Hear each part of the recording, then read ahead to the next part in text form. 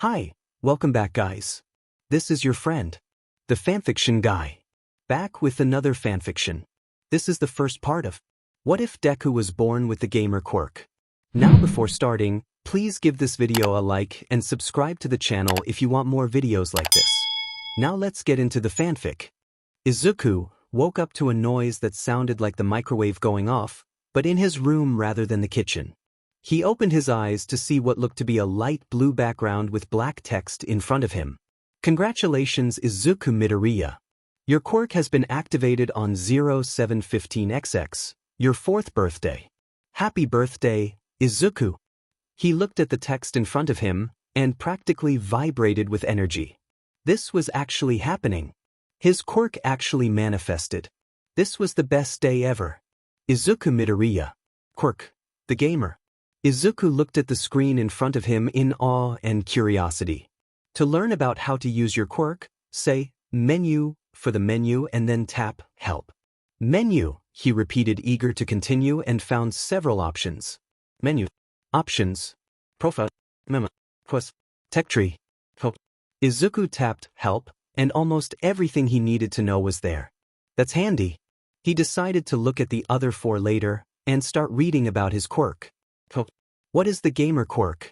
The gamer quirk is a quirk which allows the user to look at the world around them like a game, for example the HUD.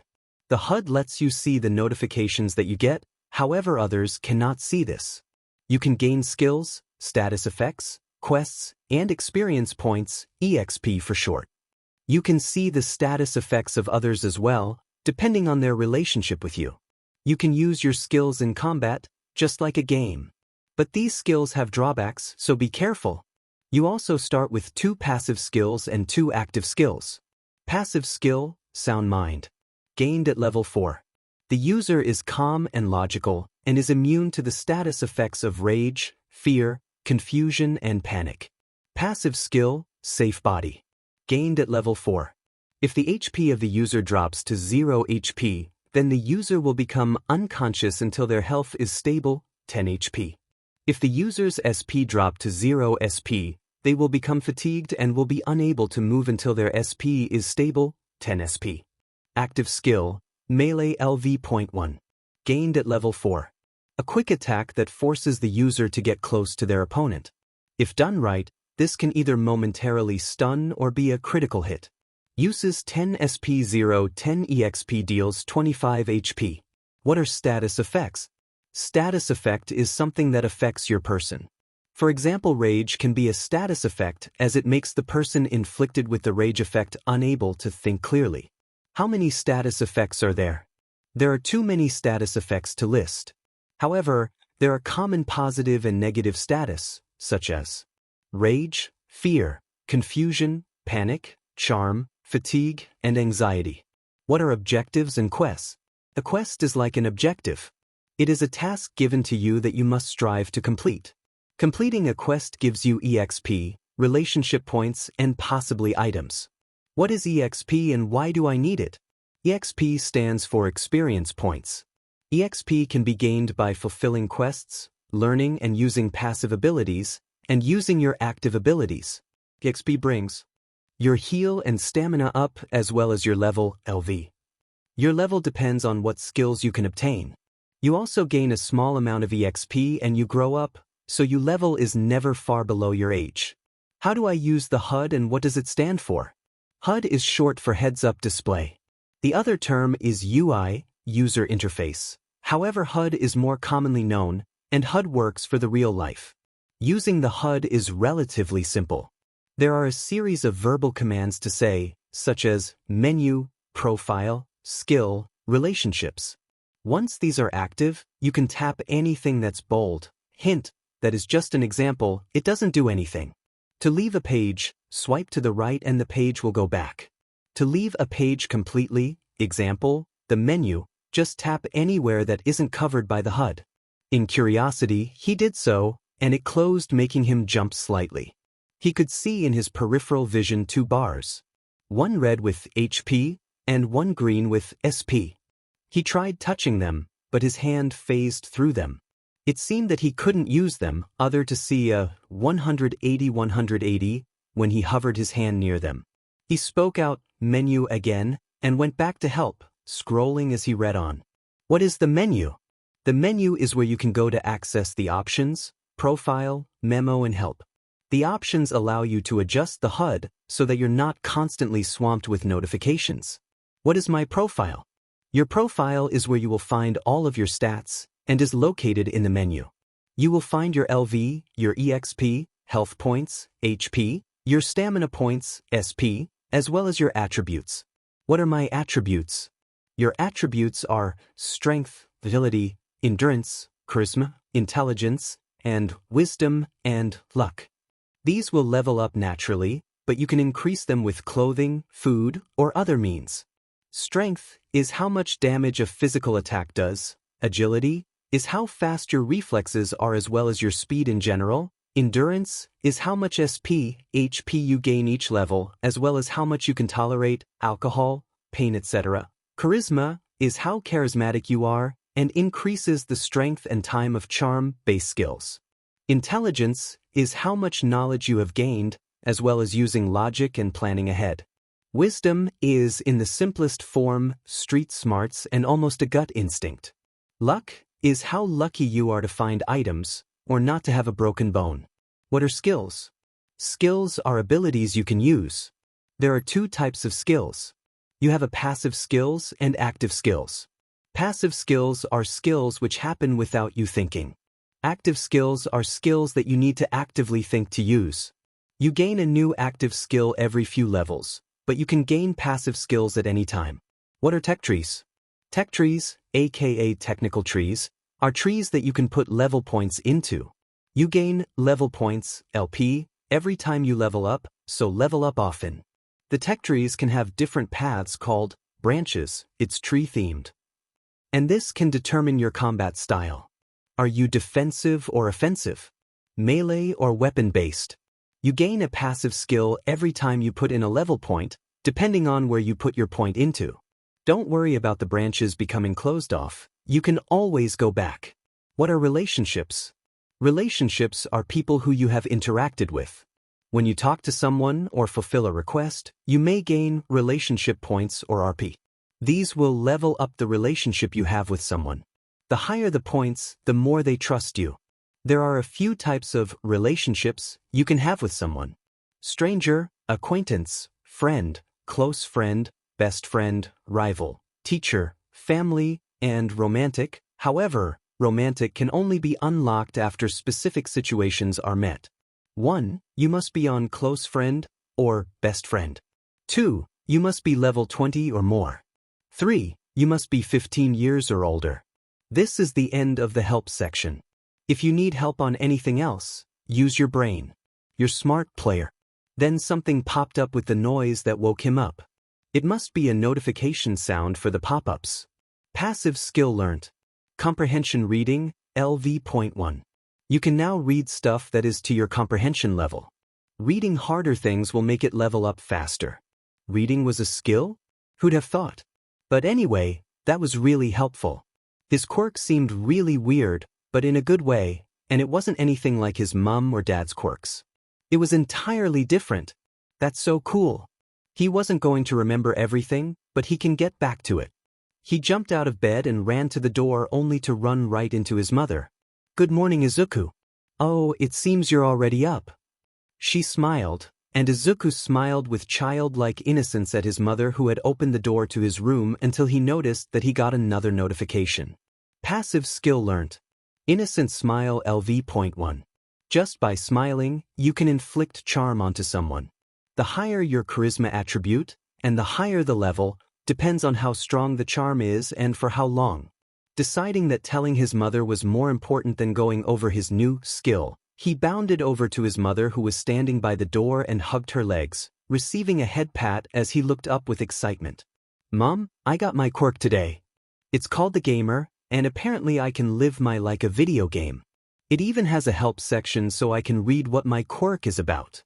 Though I have to go through the menu dash, the menu pops up and he taps the air to the side to get rid of it, to find it, but there are other parts to the menu. He repeats his previous action. There's a lot to learn, but I'm more than ready."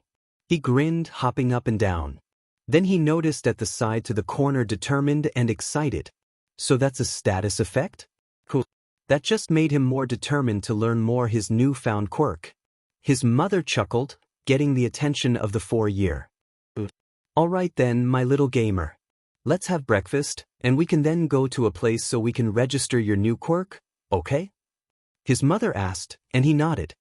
He noticed that his mother had a name floating above her head. He read it muttering as he did so. Izuku Midoriya, Quirk, Attraction of Small Objects. LV.27, Age, Mom, are you 31 years old? How old is that? He questioned, ignoring the shocked look on his mother's face, as another notification popped up. Passive skill learnt. Observation. You will know the names of anyone you meet or any object you find. You will also be given a basic description of the object you're looking at. Everything is recorded, and you can remember something by going to the memo in the menu.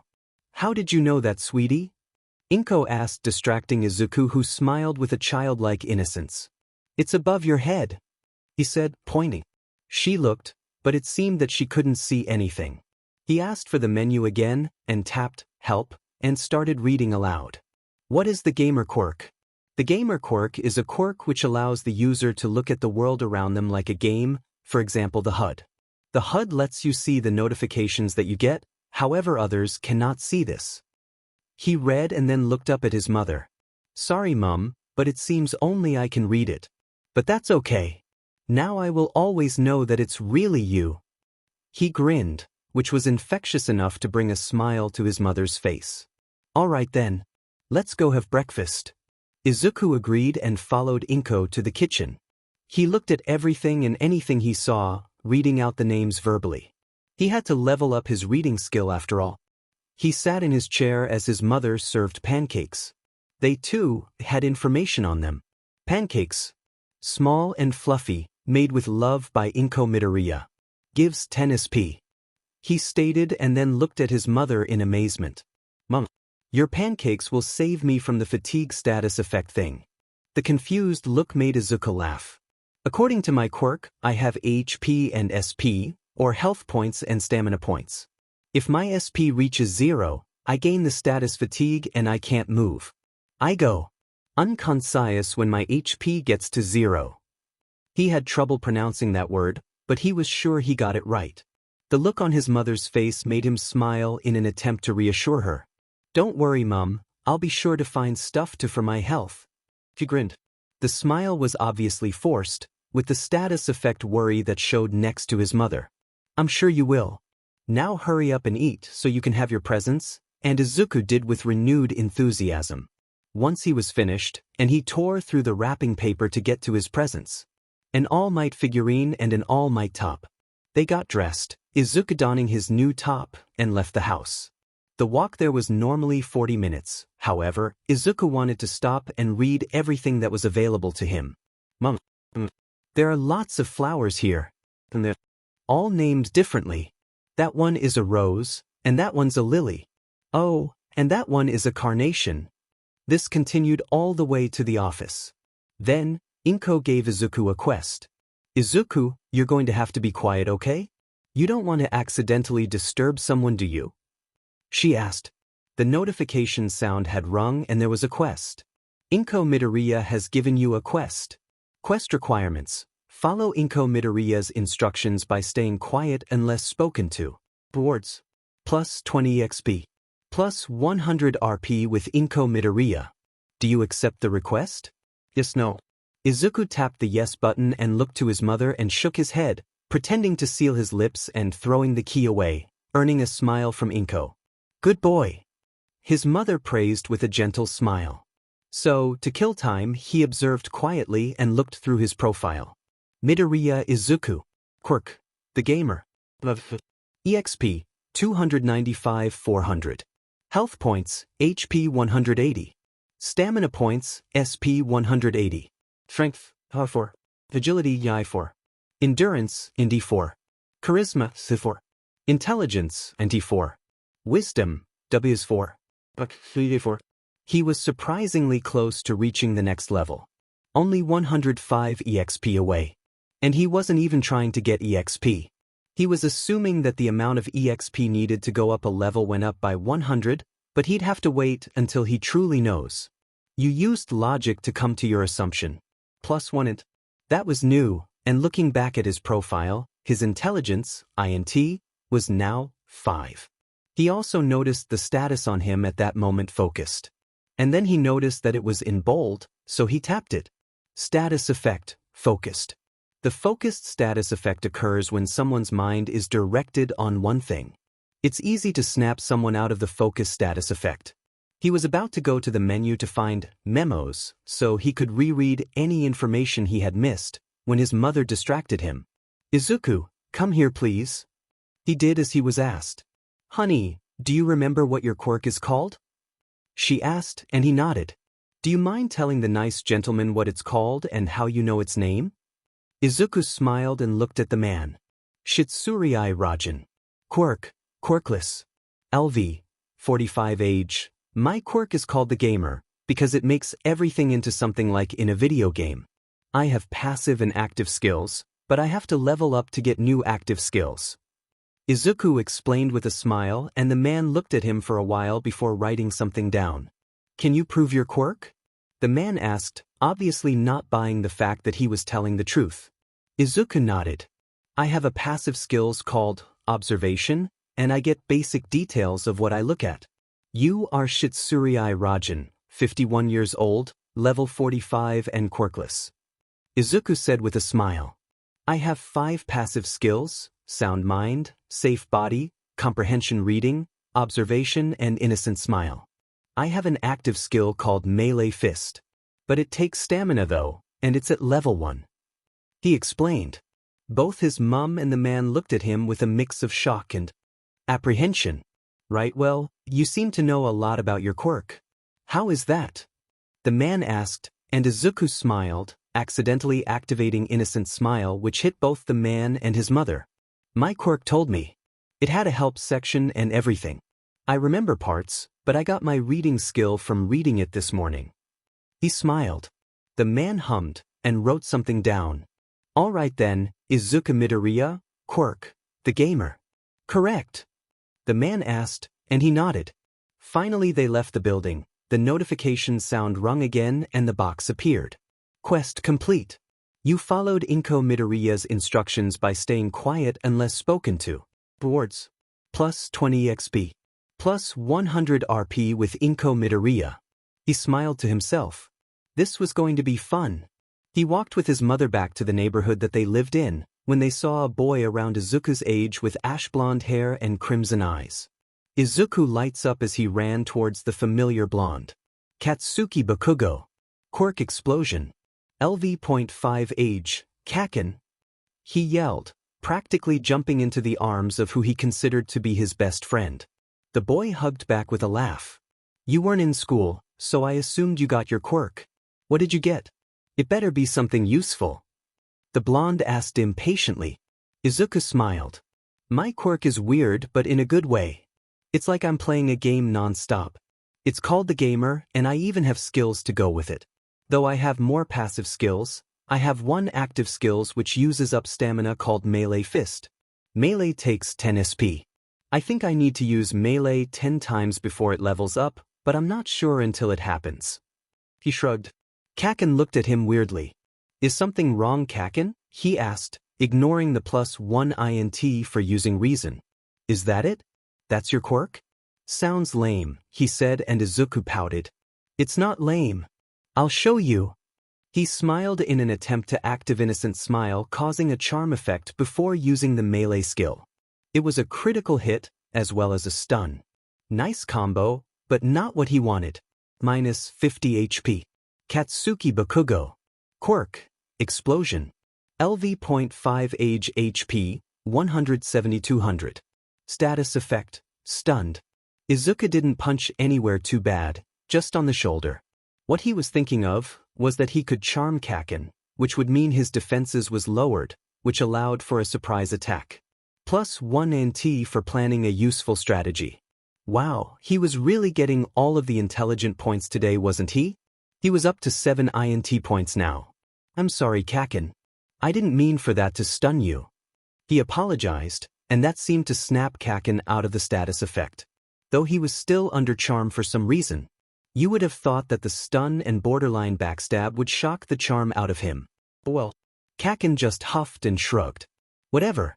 You'll be good enough to be my sidekick, Deku. You better start learning more useful skills though. Kacchan demanded, and Izuku nodded, taking note of the slightly change in attitude. He wondered if that was part of the charm. He tapped the charm icon, ignoring Kakin's confusion, and read the description. Status effect, charm. The charm status effect occurs when someone's guard is down around you. This is perfect for a sneak attack or when you want to persuade someone. The strength of the charm can be stronger with a higher charisma, points. He remembered the help section talking about that something about his attributes. He knew of the sneak attack, but persuading? That'll be useful. He wondered about the limitations of the charm effect. He then noticed a lady who was walking up towards them, and recognized her instantly. He waved, blinding her with another innocent smile until he noticed a wave of notifications bombarded him. Mitsuki Bakugo. Quirk, Glycerin. LV27 age 28. Congratulations Izuku Midoriya, you have leveled up to LV.5. You gained 1 level point. Go to the tech tree in the menu to use it. You now have a new active ability. Active skill, football kick LV.1. Like a sneak attack from the ground, this move is useful for kicking your opponents away, or if you need to kick something far. Uses 10 SP, 10 EXP, deals 25 HP. He looked at his SP bar, and noticed it was down to 187. He has enough. He looked up to see Kakin's mother and who he looks up to as an aunt. Hello auntie. What's Yoiserin? It's your Quirk. He smiled and the older woman gives him a pinch on the cheek. Hello Izuku. Is that your Quirk?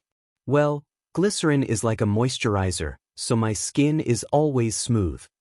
She explained. It's also used in chemicals, but that's too boring to explain. Izuku shook his head.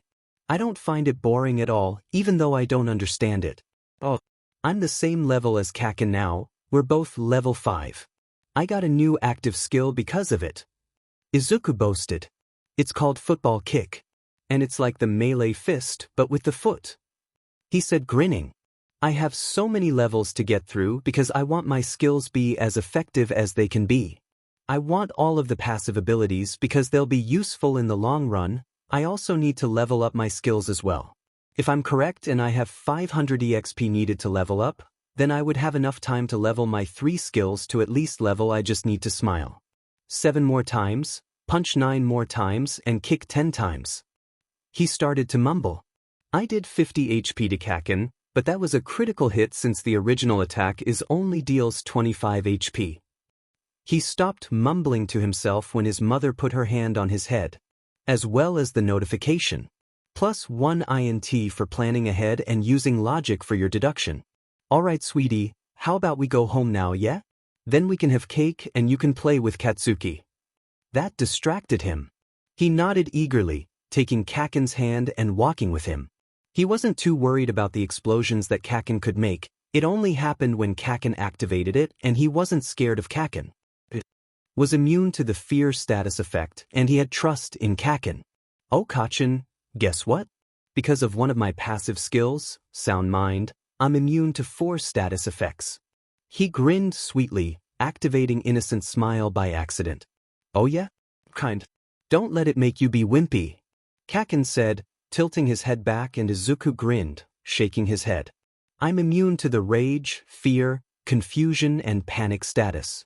However, that doesn't mean that other status effects can't mess with them.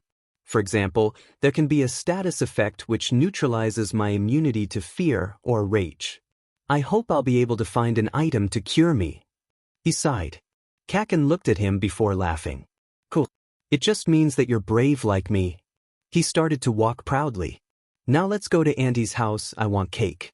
But because it's your birthday, you can have the bigger slice this time.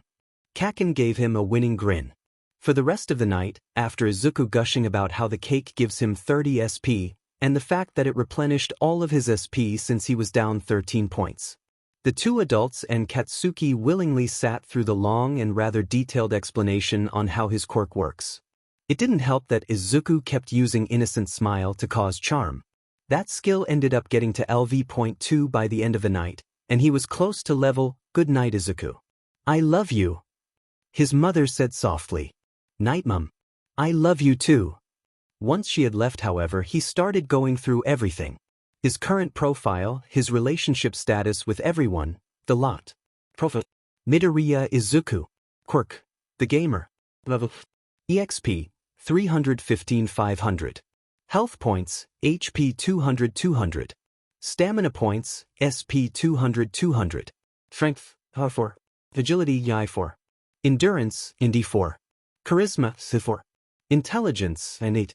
Wisdom, W4. 4. Relationships. Inko Midoriya. Quirk, attraction to small objects. LV.30 age relationship, family. Katsuki Bakugo, Kaken. Quirk, explosions. LV.5 age 4. Relationship, best friends. Mitsuki Bakugo. Quirk, glycerin. LV27 age 28. Relationship, acquaintances. Passive skill, sound mind. Gained at level 4. The user is calm and logical and is immune to the status effects of rage, fear, confusion, and panic. Passive skill, safe body. Gained at level 4. If the HP of the user drops to 0 HP, then the user will become unconscious until their health is stable, 10 HP. If the user's SP drop to 0 SP, they will become fatigued and will be unable to move until their SP is stable, 10 SP. Passive skill, Innocent Smile LV.1. Gained at level 4. This causes the person who looks at the smile to bring their guard down. It inflicts charm onto the opponent for 10 minutes. Uses 1 SP, 320 EXP. Active skill, Melee LV.1. Gained at level 4. A quick attack that forces the user to get close to their opponent. If done right, this can either momentarily stun or be a critical hit. Uses 10 SP 110 EXP, deals 25 HP. Active skill, Football Kick LV.1. Gained at level 5. Like a sneak attack from the ground, this move is useful for kicking your opponents away, or if you need to kick something far. Uses 10 SP, 010 EXP, deals 25 HP. He couldn't wait until he was leveled up properly. He was going to be one of the best heroes, and help everyone he met. Edit. Quick note. Thanks to the commenters and suggestions, I've edited this chapter. I've added tech trees to Sweet Lathras Effects suggestion. Luniyui reminded me that it didn't have the proper tag. I had added it, but I guess not. And Lady Tsunami, who pointed out inconsistencies, as well as suggesting endurance. In their words, with endurance it would mean Izuku has 3 physical attributes and 3 mental attributes, plus luck. Which makes so much more sense. And a big thank you to everyone commenting. Y'all are amazing and sweet. 3-chapter text. Izuku learned more and more about his quirk over the years. 1. His attributes means more to skills than he'd thought. He had learned a lot about attributes, in general, by going to a con with Kaken. They had gotten split up, and in his attempt to find his best friend, at the time, he saw a group of people playing a board game. He had always loved board games, so he wanted to join. But they explained to him how it was complicated and it would take hours to explain it. This disheartened Izuku, but he wanted to at least watch. They let him. He kept asking questions on, why doesn't he do this? Or, why can't they do that? They explained attributes. You see, each character has a set amount of attributes. Clothing, items, and doing tasks can level the attributes up. Different games use different attributes, but you have the same general idea no matter where you go. Izuku had blurted out all that he knew about attributes, which shocked the men. How do you know all of that, kid? One of them asked. My quirk. It lets me live life as a video game. I have these 7 attributes. And so, he started talking to them about how he knew how they worked. In the end, once Kaken had finally found him, the men had given him a task, which Izuku's quirk turned into a quest. You have been given a quest. Objective: take your skills and sort them into the attributes. Reward: Satisfaction. Accept quest? Yes, no. Even if he hadn't accepted it, he would have done it anyway. Most of his passive skills, not all, relied a lot on charisma, intelligence, or wisdom. Most of his active skills relied on strength, agility, and endurance. For example, his passive skill Innocent Smile is reliant on charisma. His football kick relied heavily on agility while melee fist relied more on strength. Observation was mostly intelligence, same with comprehension reading. Sound Mind seems to be wisdom-based, while Safe Body was endurance. Though this was more because of the fact that endurance brought up SP and HP, which Safe Body is based around. Izuku, now in his last year of middle school, was walking home when someone started to walk next to him. Over the years, Kaken didn't like the fact that he couldn't understand what Izuku was talking about, so while they stayed on friendly terms, they weren't best friends anymore. The relationship status was now close friend and one-sided rival, which he could only assume meant that Kaken saw him as a rival, but Izuku didn't return the feelings, which was a bit disheartening, but he knew that Kaken was competitive. However, Kaken didn't leave him. He still played with Izuku when they were younger. He stood up to some of the jackbuts who tried to torment him, mainly by throwing insults and threats at them. Although it didn't stop them from doing it when the ash-haired boy wasn't around. Unlucky for them, the skill Taunt, which Kaken loves to use and one of the only skills Izuku couldn't use properly, causes rage. A status effect that doesn't affect him. But it still warmed his heart when Kaken stood up to others for him. That and any taunting insults that the other kids use won't be as bad as Kaken's. You didn't have to stand up for me, Kaken. Taunt causes rage and I'm immune to it. It doesn't affect me. Izuku sighed after Kaken had scared off some other kids with his explosions. Well, I don't see you trying to defend yourself. Someone has to.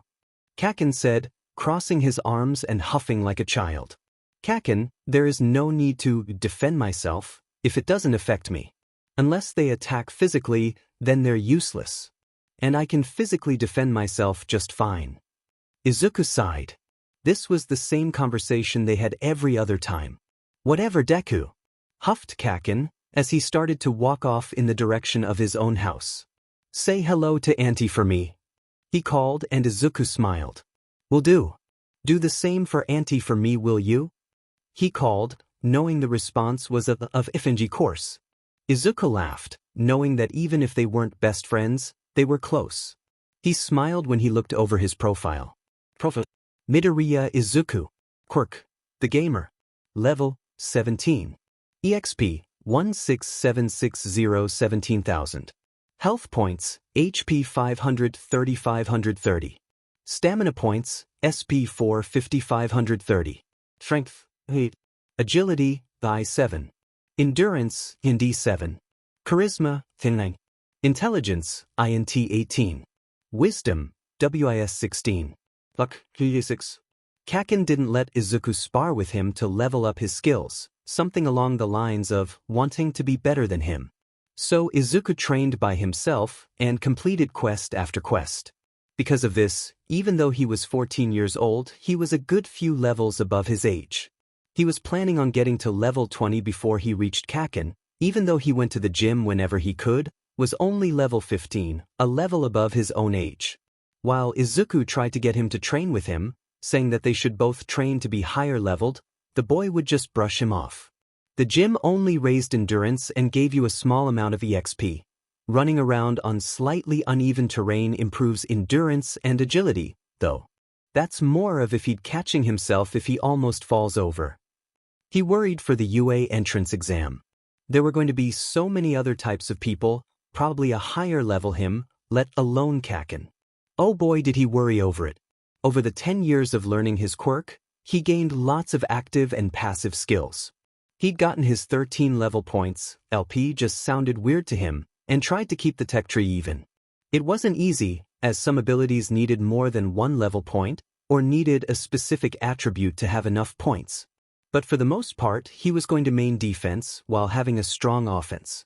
The reason for this was status effects were the best way to subdue people without hurting anyone and could even defuse a fight if the skills used were high enough.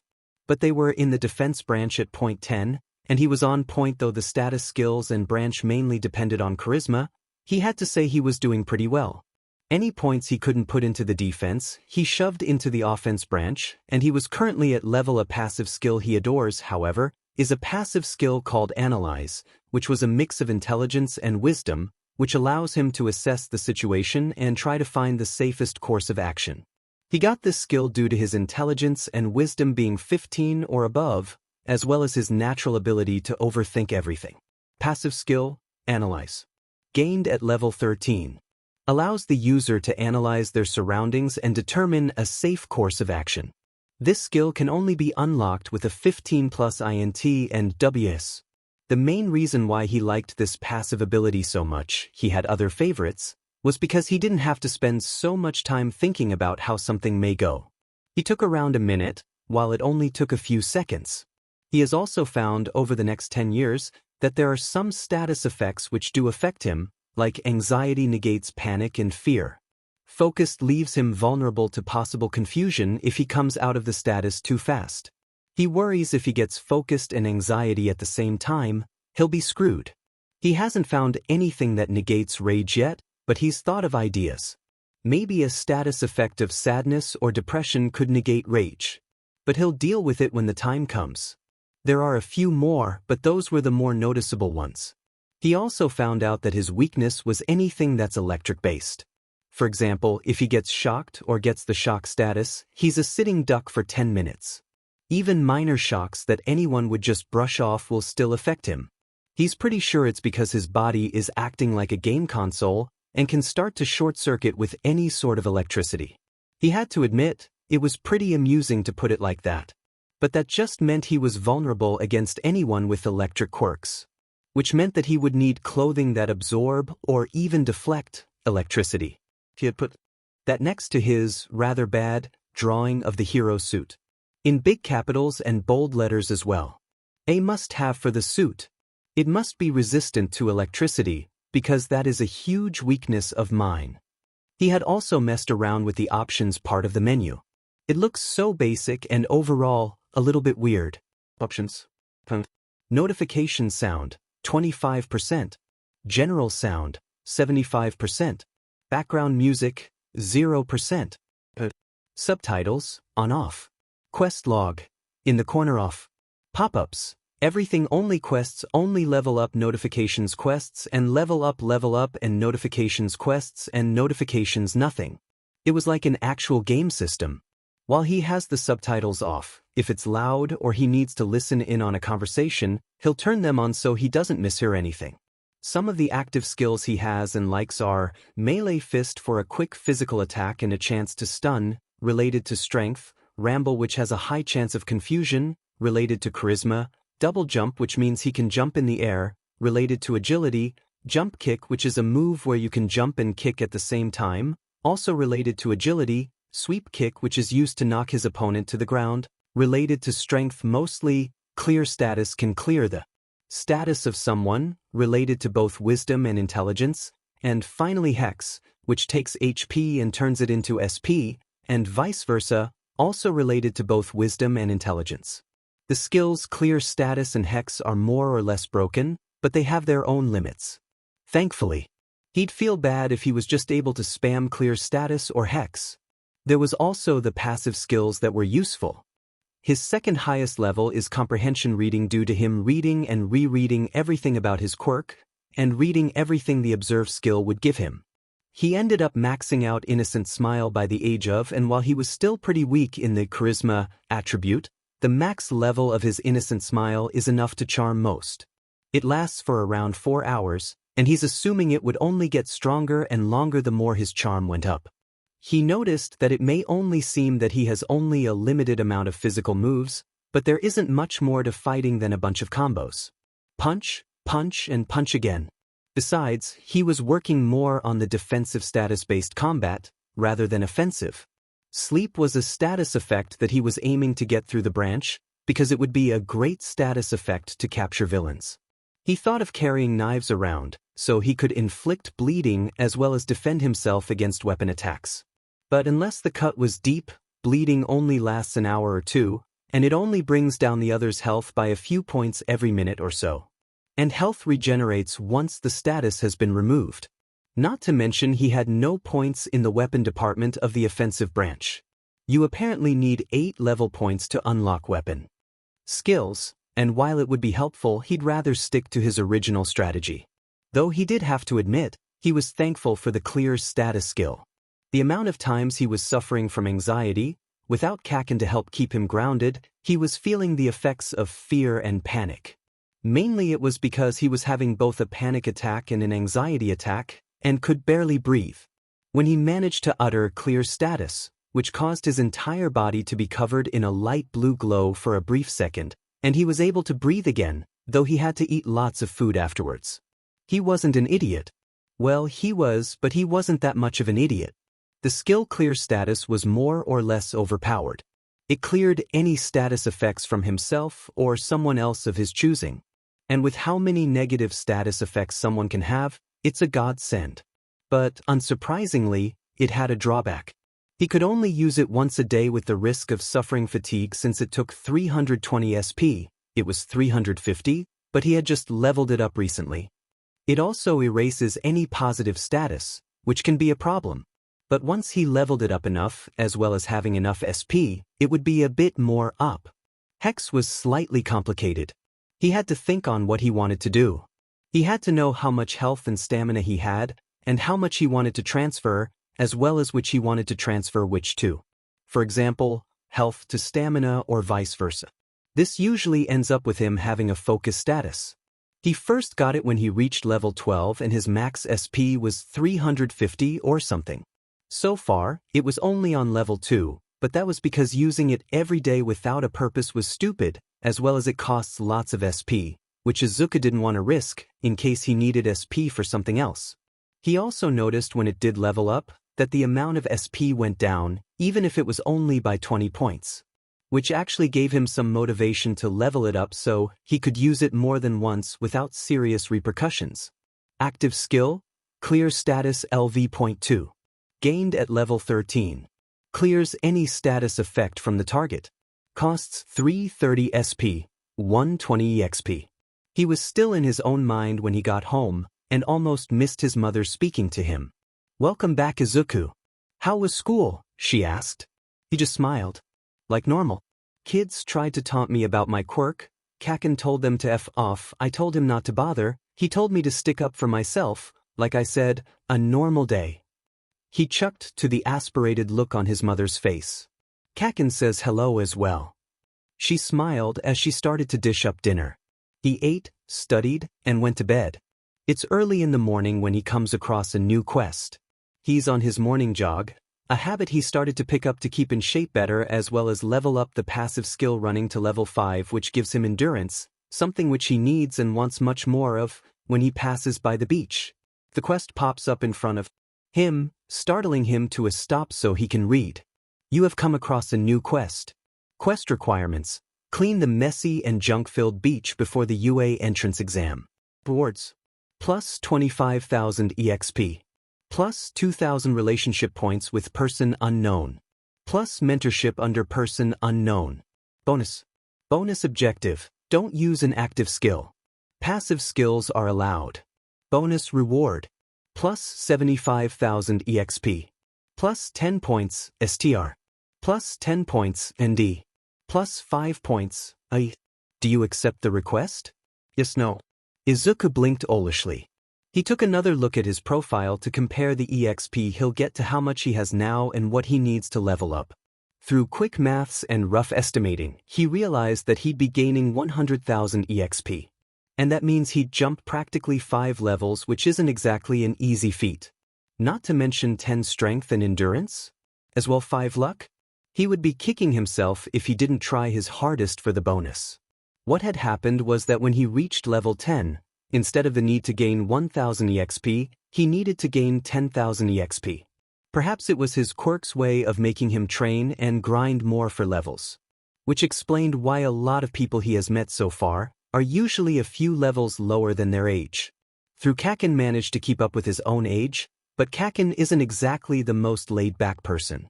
If he went for this quest, he'd be on LV.22, easily passing his goal, and he would need a measly 240 EXP to get to LV23.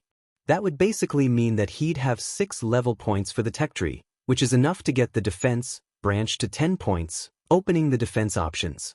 So far, he only had small defensive skills such as shield, which blocks a single attack, and cloaking, which hides him from sight as long as he stays still for 5 minutes. Both of these skills were under a mix of lick and wisdom. Once he reached the 10-point checkpoint, he could firmly go into the status-based skill sets, as well as maybe the other few checkpoints depending on their offers. With his mind made up, he smacks the yes button and eagerly starts to work. He starts small, moving the smaller pieces of junk, stuff he was sure he could carry. When it started to get too late, he decided to run home rather than finishing his jog so he can shower and get to school in time. And that was his routine. He got up early, cleaned the beach as much as he could, went home to shower, went to school, possibly meeting Kaken if he isn't running late. After school he'd go home and finish anything school-related, before going to the beach again to try and clean up some more. Kaken would sometimes follow out of boredom and watch.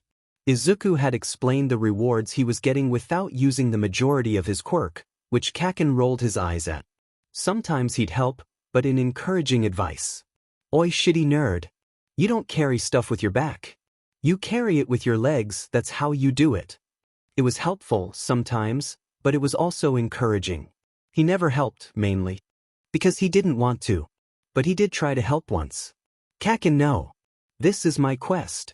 Let me do it, he said, and Katsuki had just let go what he was attempting to move. Alright, I'll help from the side then. And with a shrug, he sat on something and watched Izuku worked. After 2 months of this, going to the beach, school, home, beach and then home again, he had finally cleaned the beach. He was humming to himself as he was finishing. It was reasonably late, but he wanted to finish it by the end of the week. And lo and behold, he did so. He was proud of himself. Quest complete. You successfully cleaned the beach. Rewards. Plus 25,000 EXP. Plus 2,000 relationship points with person unknown. Plus mentorship under person unknown. Bonus objective complete. Clean the beach without using active quirks. Bonus reward. Plus 75,000 EXP. Plus 10 points STR. Plus 10 points ND. Plus 5 points AI. Midoriya ignored all of the notifications he was getting. It was barrage of congratulations Izuku Midoriya, you have leveled up to LV.XX.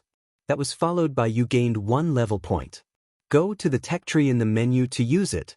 All the way from LV.18 to LV. He had gained new passive and active skills as well, but he ignored them to sit down and rest. He vaguely wondered where he was going to get the relationship points and mentorship from person unknown until he received a warning notification. Warning. Presence behind you. It shocked him, but then he felt someone's presence behind him.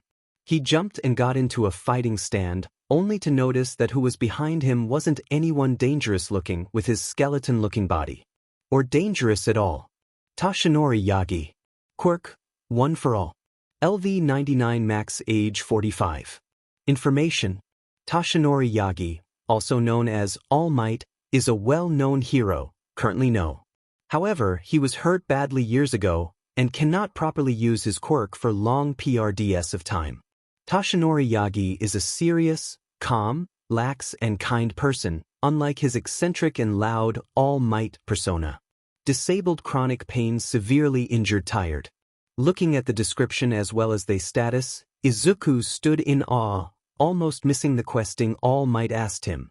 Young man, may I ask why did you clean up this beach? It's been a mess for years. No one has attempted to clean it up. The skeleton-looking man looked at him with a sort of melancholy look. Izuku was overwhelmed.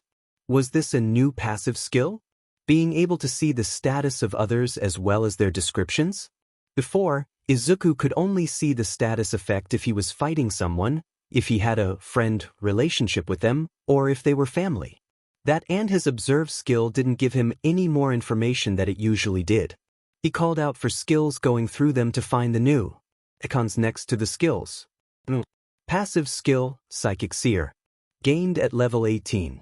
Allows the user to see the status effects, as well as a general description about them. Active skill, heal a friend. Gained at level 20. You can give your own HP to someone in the friend relationship. Can give up to a maximum of 200 HP each time you activate this skill, however you can choose how much you give. Passive skill, presence sense LV.1. Gained at level 22. Give the user to detect an unseen presence up to 10 meters radius away. Level up to expand the radius and upgrade this skill. 110 XP. Holy sheet. Holy sheet, well that explains a lot. This was really new, and just a small bit overwhelming. Especially the upgrading of a skill. A passive skill at that. I mean, leveling passive skills was normal, but upgrading? That's a whole new ballgame that he would love to explore. So, he has 2 passive abilities which make him a genius at learning things about others, as well as able to find any safe way out of any situation. Okay, that's great, and not at all cheat feeling. Yet it feels as though he's playing on easy mode, or his quirk is just making things really easy for him. But he supposes that it does take him forever and a day to actually level up. Young man, are you okay? The man in front of him asked, and he looked up with a sheepish smile. Sorry. It's my quirk. And I'm a bit in shock with what I've learned. He says truthfully. The interest in his idol's eyes is obvious and Izuku blushes. Why, you see, my quirk is called the Gamer, and lets me live life like a game. I level up and gain skills, which has just happened because I completed a quest which gave me lots of experience points. I had just gotten 3 skills. I missed what they were because I had a lot of notifications all at once, so I had to look for my skills, because there were a few different things that I wasn't accustomed to. He explained, and continued when Yagi-san slowly nodded. One of my new skills allows me to sense an unseen presence. I had also gotten one that allows me to heal a friend using my own health, and the last one is Psychic Seer, which allows me to see status effects and a description about someone. It's similar to my other skills Observe, which allows me to see the name and quirk of someone, and Analyze, which helps me find a situation that benefits everyone. He explained and allowed the information to digest into his skeleton idol in front of him. He looked perturbed about that. I see. He said, looked slightly nervous. Well, then, would you care to indulge me as to why you cleaned up this beach? He said, and Izuku laughed slightly. Oh, it was a quest. I mean, I want to have as many skills as I can have for the entrance exam at UA. And to do that, I need to level up. And leveling up isn't easy when the EXP is around 22,000 and you're training by yourself. Well, 23,000 once I get to level 23, because I'm surprisingly close actually. I mean, using my passive and active abilities give me a small bit of EXP, so it's not the end of the world, and my attributes are faring well, but completing quests is the best way. He shrugged. With a smile, accidentally activating Innocent Smile, and seeing the charm status pop up among his negative status. Don't get me wrong, I would have done it no matter the EXP or rewards. My quirk is allowing me to see things that I can do to help, so even if it's a hard quest, or a quest which sounds boring, I'm going to do it. Even though no one needed my help for this quest, and it was more of a community quest, he said, debating what type of quests there could be. He got an approving smile from the man in front of him. I see. Well, I have yet to ask you of your name, young man. The man smiled and Izuku laughed. Neither have I. I'm Izuku Midoriya. A pleasure to meet you. He held out his hand for a shake, even though he was nervous as all hell. Since he was going to shake All Might's hand. The man grabbed his hand with a warm smile. Toshinori Yagi. But you probably already knew that. That made Izuku smile. Yes. I also know that you are All Might, and that you have multiple negative status. He said, looking up and reading the status aloud. Disabled, chronic pain, severely injured, tired, and charm. Oops, I keep using my Innocent Smile by accident. It's a passive skill that activates when I smile. I got it when I was young. He said, shaking his head with a smile. All Might seemed to almost recoil, but stopped himself. Well, you might already know this, or might not, but I suffered an injury years ago. Some of my inner organs are gone or slowly shutting down. This means I cannot be in my All Might form for too long. My maximum currently is 3 hours. But every time I use my quirk, it goes down. It will eventually get to the point where I am no longer to use my quirk without risking my health. He explained, lifting his top up to show a horrid-looking scar. And Izuku wondered what could he do to help? Analyze. Is there any possible way to help All Might? Analyze complete. Use clear status to clear disabled chronic pain, severely injured, tired, and charm. This may not heal the physical injuries, and thus disabled and severely injured, but it will get rid of chronic pain, tired, and charm. All Might or Yagi-san, I can help you. Not entirely, but I can try. I haven't tried a clear status on anyone before, but it is an active skill, so it should work. It might not get rid of disabled or severely injured, but it may help with chronic pain, tired, and charm. He explained. That seems too easy, young Midoriya. Will this affect you in any way? He asked, and Izuku laughed sheepishly. Cure status takes 320 stamina points, and I have 995 max SP. It gained 425 SP when I leveled up because my attributes are counted first before I level up for some reason. I have 785 SP on me, since a lot of my stamina was being used to clean the beach. But I can regain any stamina I lose by eating and sleeping. And the worst that'll happen is fatigue, which just means I can't move until I gain at least 10 SP. He shrugged. Story short, I'll be fine. He smiled in reassurance. Yagi nodded. As long as you're sure. I'll be in your care. Yagi-san bowed, and Izuku steeled himself. He put his hand out as if to touch the man in front of him, but not making a move to do so. He muttered the words clear status, and rather Izuku getting covered in a light blue glow. It was Yagi-san. It worked, oh thank God. Izuku waited until the blue glow was gone before looking at the man's status. And to his surprise, it worked. Better than expected. All of the status effects were now gone. He smiled brightly and started to practically vibrate. It worked. It worked better than I expected. Oh my God! He said excitedly, jumping up and down. Yagi-san looked shocked for a few seconds before smiling. Thank you, young Midoriya, I truly feel better. He said, before looking under his shirt, showing smooth pale skin. You have managed to heal my body, a feat any other doctor has yet to do. You truly are amazing, my boy. He praised, and Izuku blushed. I just did what I could. He stammered. Plus 2,000 relationship points with Toshinori Yagi. Oh wait, does that mean that he'll get to be mentored by the man? If that was true, Izuku didn't know if his heart could take it. He then saw it, what he could only see when he was in a friend status with anyone. Their health and stamina points. Toshinori Yagi. Quirk. 1 for all. Level, 99 max. Health points, HP 99 999,999. Stamina points, SP 99 999,999. Yagi-san. Your health and your stamina. It's so low. Oh my God, okay, He stuttered, before deciding to cast Heal a Friend. He had enough health on him. Yagi was enveloped in a green light for a second, and Izuku felt woozy. Okay, never try that when on the move, ever. He looked at his own health, 795 995, to Yagi-san's health, 299 999,999, and decided that he'd give Yagi-san enough of his health that it wasn't worrisome. He casted Heal a Friend multiple times until his health was lower than he started to feel woozy, but he ignored it in favor of using Hex to take some SP and put it into his health. That made him feel a bit better. Young Midoriya. Don't push yourself. The man exclaimed, and Izuku chuckled. I'm fine. I'm using new abilities and I'm not used to their side effects. I've used the cure status enough times to not topple over when I use it. It's going to be the same with Heal a Friend.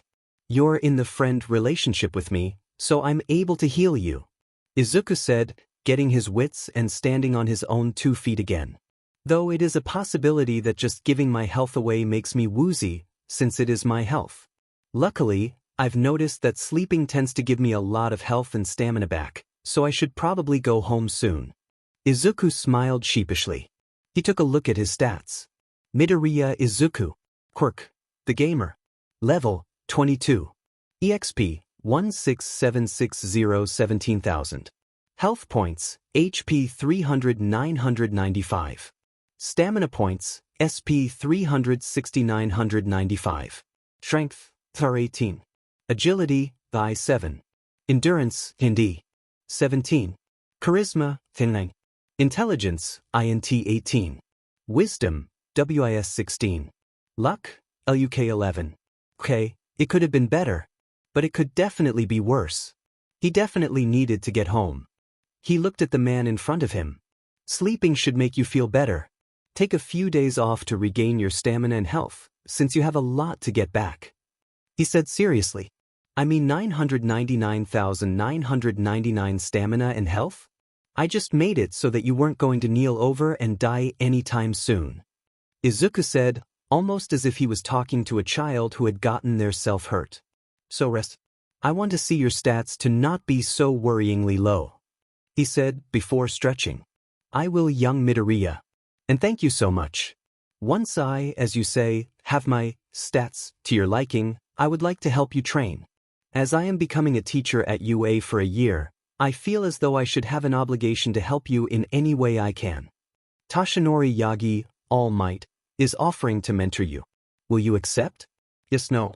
He tapped yes before smiling. Thank you, Yagi-san. Or, Yagi-sensei. He bowed with a smile, almost falling over, but he caught himself. I should really be going home now. My stamina is scarily low. My health isn't faring well either. He smiled, and Yagi-sensei nodded. That's fine. And thank you again, young Midoriya. All Might thanked him again, and they left, Yagi-sensei walking him partway before leaving. It was 9:45 p.m. and he was so tired, he barely said anything to his mother, only a quick, I'm back, good night, I love you, before going to his room and passing out as soon as his head hit the pillow. His mother had to get him up in the morning, and he was walking around aching and sluggish. Kaken had the worry status on all day, even though he didn't act him. It made him smile. Training with All Might was more fun than you'd think. They met on the beach after All Might took a few days to recuperate, and met on the weekend. By that point, Izuku has already sorted his level points into the tech tree. His defensive side was complete and he was starting the branch of status effects, which was exactly what he wanted. Though he did start the magic branch, because it gave him a dome barrier, which would be helpful in protecting civilians. He put an extra point in offensive, to make it a bit fairer. Yagi-san, you don't look as though you're going to drop where you stand. Izuku exclaimed happily, causing the man in front of him to smile. His health was now up to around 80,000, and his stamina was a good. Obviously, he wasn't to his full health yet, but he was better than he was. And he was levels above Izuku. And it's thanks to you, my boy, that I'm such shape. I was going to find a successor to pass my quirk onto before I lost it, but it now seems that I can continue my legacy. He said, and Izuku could almost feel the determination coming from the man in front of him. We're going to start your training, but I will stay in my normal form, so it's a bit fairer. He said, and Izuku chuckled. Okay, I'll do my best. He said. This would be a great way to get his levels even higher. He was aiming for level 25 before the UA entrance exams. That meant just over 47, but he was determined. After hours of training with All Might, he was level 23 with little surprise. He was more or less there anyway. His agility leveled up by dodging any physical attacks. Luck even went up when he got lucky and fell hard and didn't break anything. He ended up with almost no stamina and half of his health since he couldn't dodge all of All Might's attacks. So far, Izuku was training more with strength and agility than anything else. All he was doing was using his physical moves in rapid succession, while aiming at All Might, who dodges or blocked his attacks with ease. Then All Might would attack him, and he had to dodge and maneuver as much as he could. He wasn't going to play and practice with status effects until his strength and agility were on par with his intelligence and wisdom. Come the weekend, he had a plan. Endurance training in the morning as well as scout for quests. Because even though training was going to make him stronger, sometimes it was better to take a break from the main quest and do some of the side missions. He had managed to find multiple quests, though there wasn't any that gave him any luck. But he did find a quest which gave him charisma and cookies. He had saved an old lady's cat from a tree. She was a sweet old lady who didn't seem to mind his weird mutterings.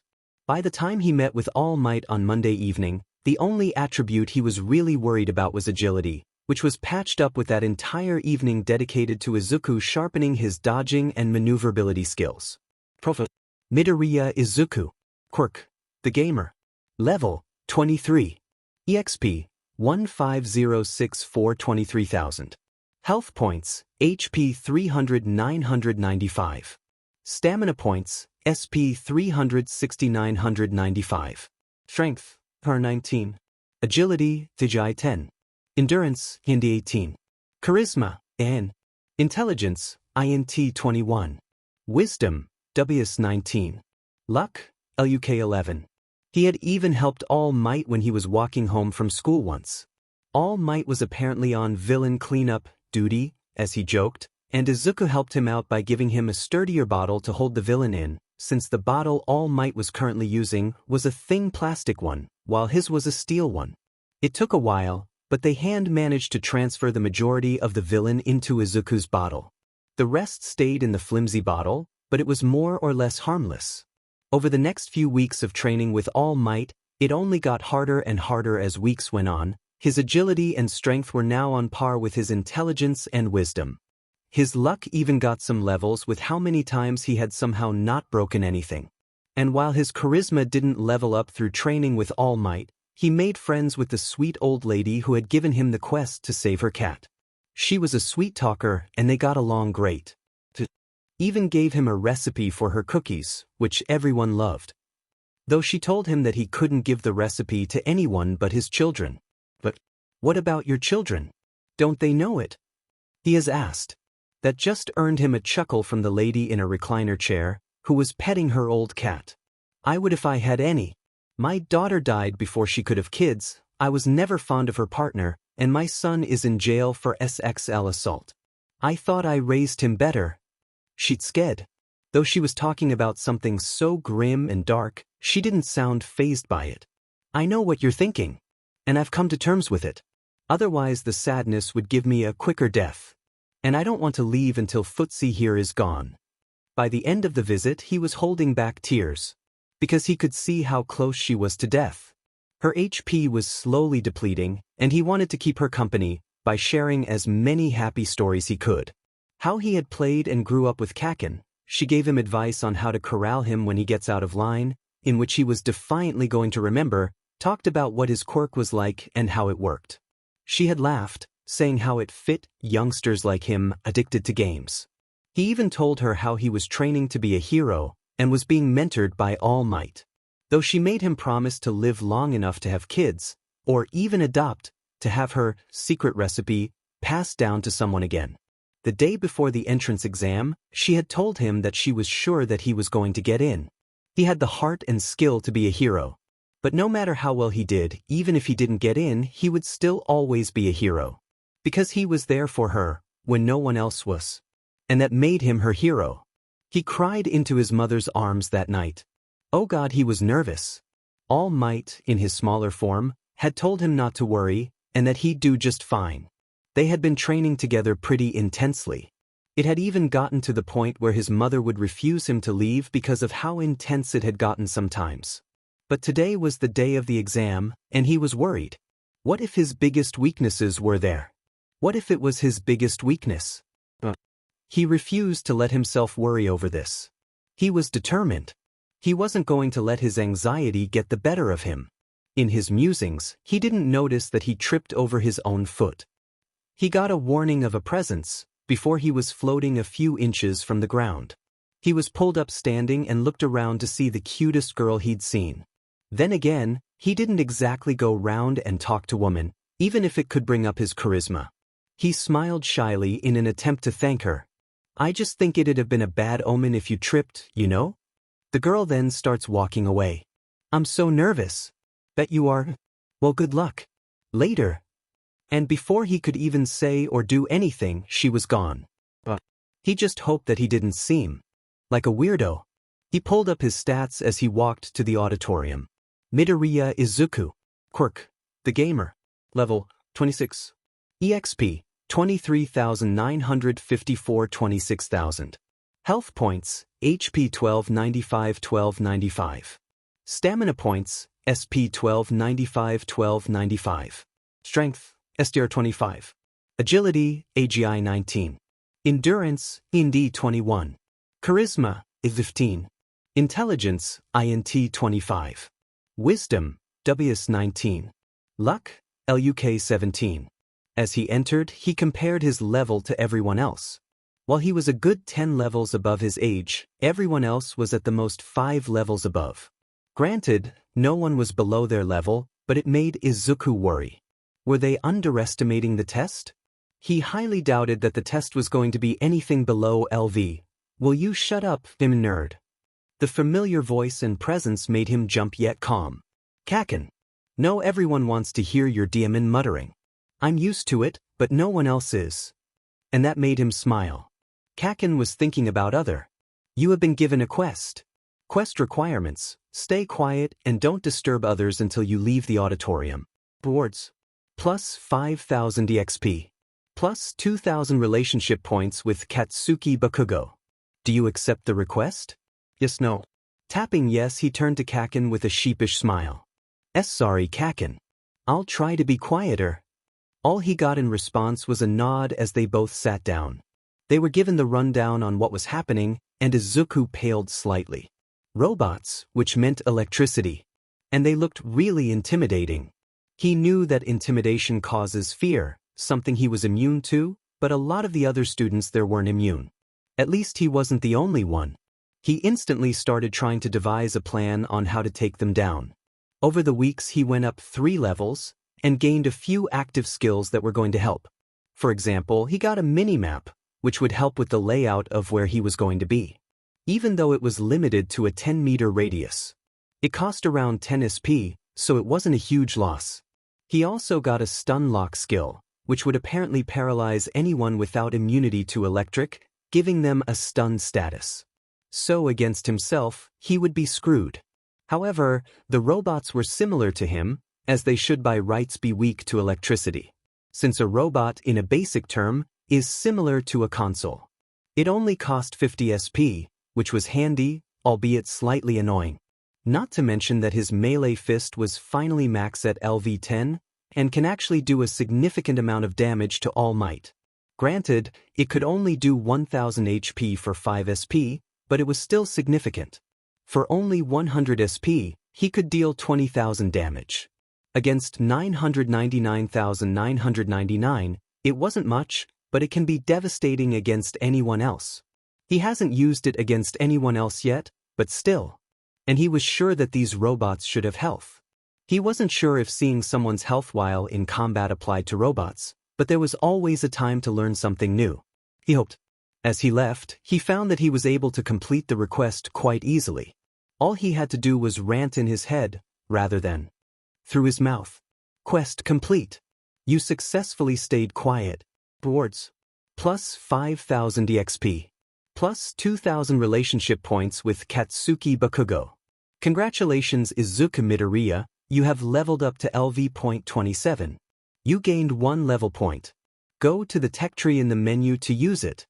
He was expecting that, since he barely even needed 3,000 EXP to level up. But he didn't expect the next pop-up. You now have a new active ability. Active skill, Mega Punch LV.1. Mega Punch is a punch that deals lots of damage to one opponent. Uses 50 SP, 100 EXP, deals 2000 HP. Now that was handy. 2000 HP for level 1? While Melee Fist was better, if he leveled up Mega Punch, Melee Fist would become redundant. Though Melee Fist is going to be better for hand-to-hand combat, since unless he's going up against someone like All Might, Mega Fist is going to be a bit too strong for anyone. But it was fine. He didn't know how much health these robots had. Mega Punch was probably going to come in handy. This would be a great exercise to level up Mega Punch and any other active skill. Oi, Deku. Izuku stopped when he heard Kaken's voice. He turned around to get a glare. You better get in or else, he said, before stomping off. Izuku watched as the angry male walked away before laughing. Was that Kaken's way of telling him to do his best? That was adorable. He chuckled as he made his way to where he was meant to be, a smile on his face permanently, causing charm on anyone who looked his way. There he noticed the girl from before, who had saved him from falling on his face. Achako Uraraka.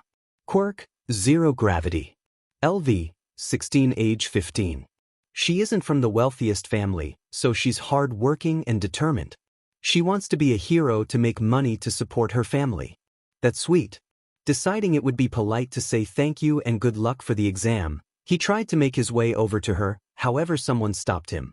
I hope you were not planning on obstruct your fellow test takers, did you? A cold and intimidating voice spoke behind him. Izuku turned around and activated one of his more recent passive skills, Intimidate, which worked twice as well as he didn't say anything. Then, President Mike, a hero who he was trying not to fanboy over, started the test. You have come across a new quest. Quest requirements. Defeat the robots and rack up 50 points to pass. Reward. Plus 20,000 EXP. Plus admittance to you. Bonus. Bonus objective. Get the highest score. Bonus reward. Plus 10,000 EXP. Plus 1,000 with you. A staff. Plus 2 charisma. Do you accept the request? Yes, no. Without any hesitance, he tapped the yes button. Before running in, his high amount of agility points made him faster than most. He quickly scanned the robots he saw.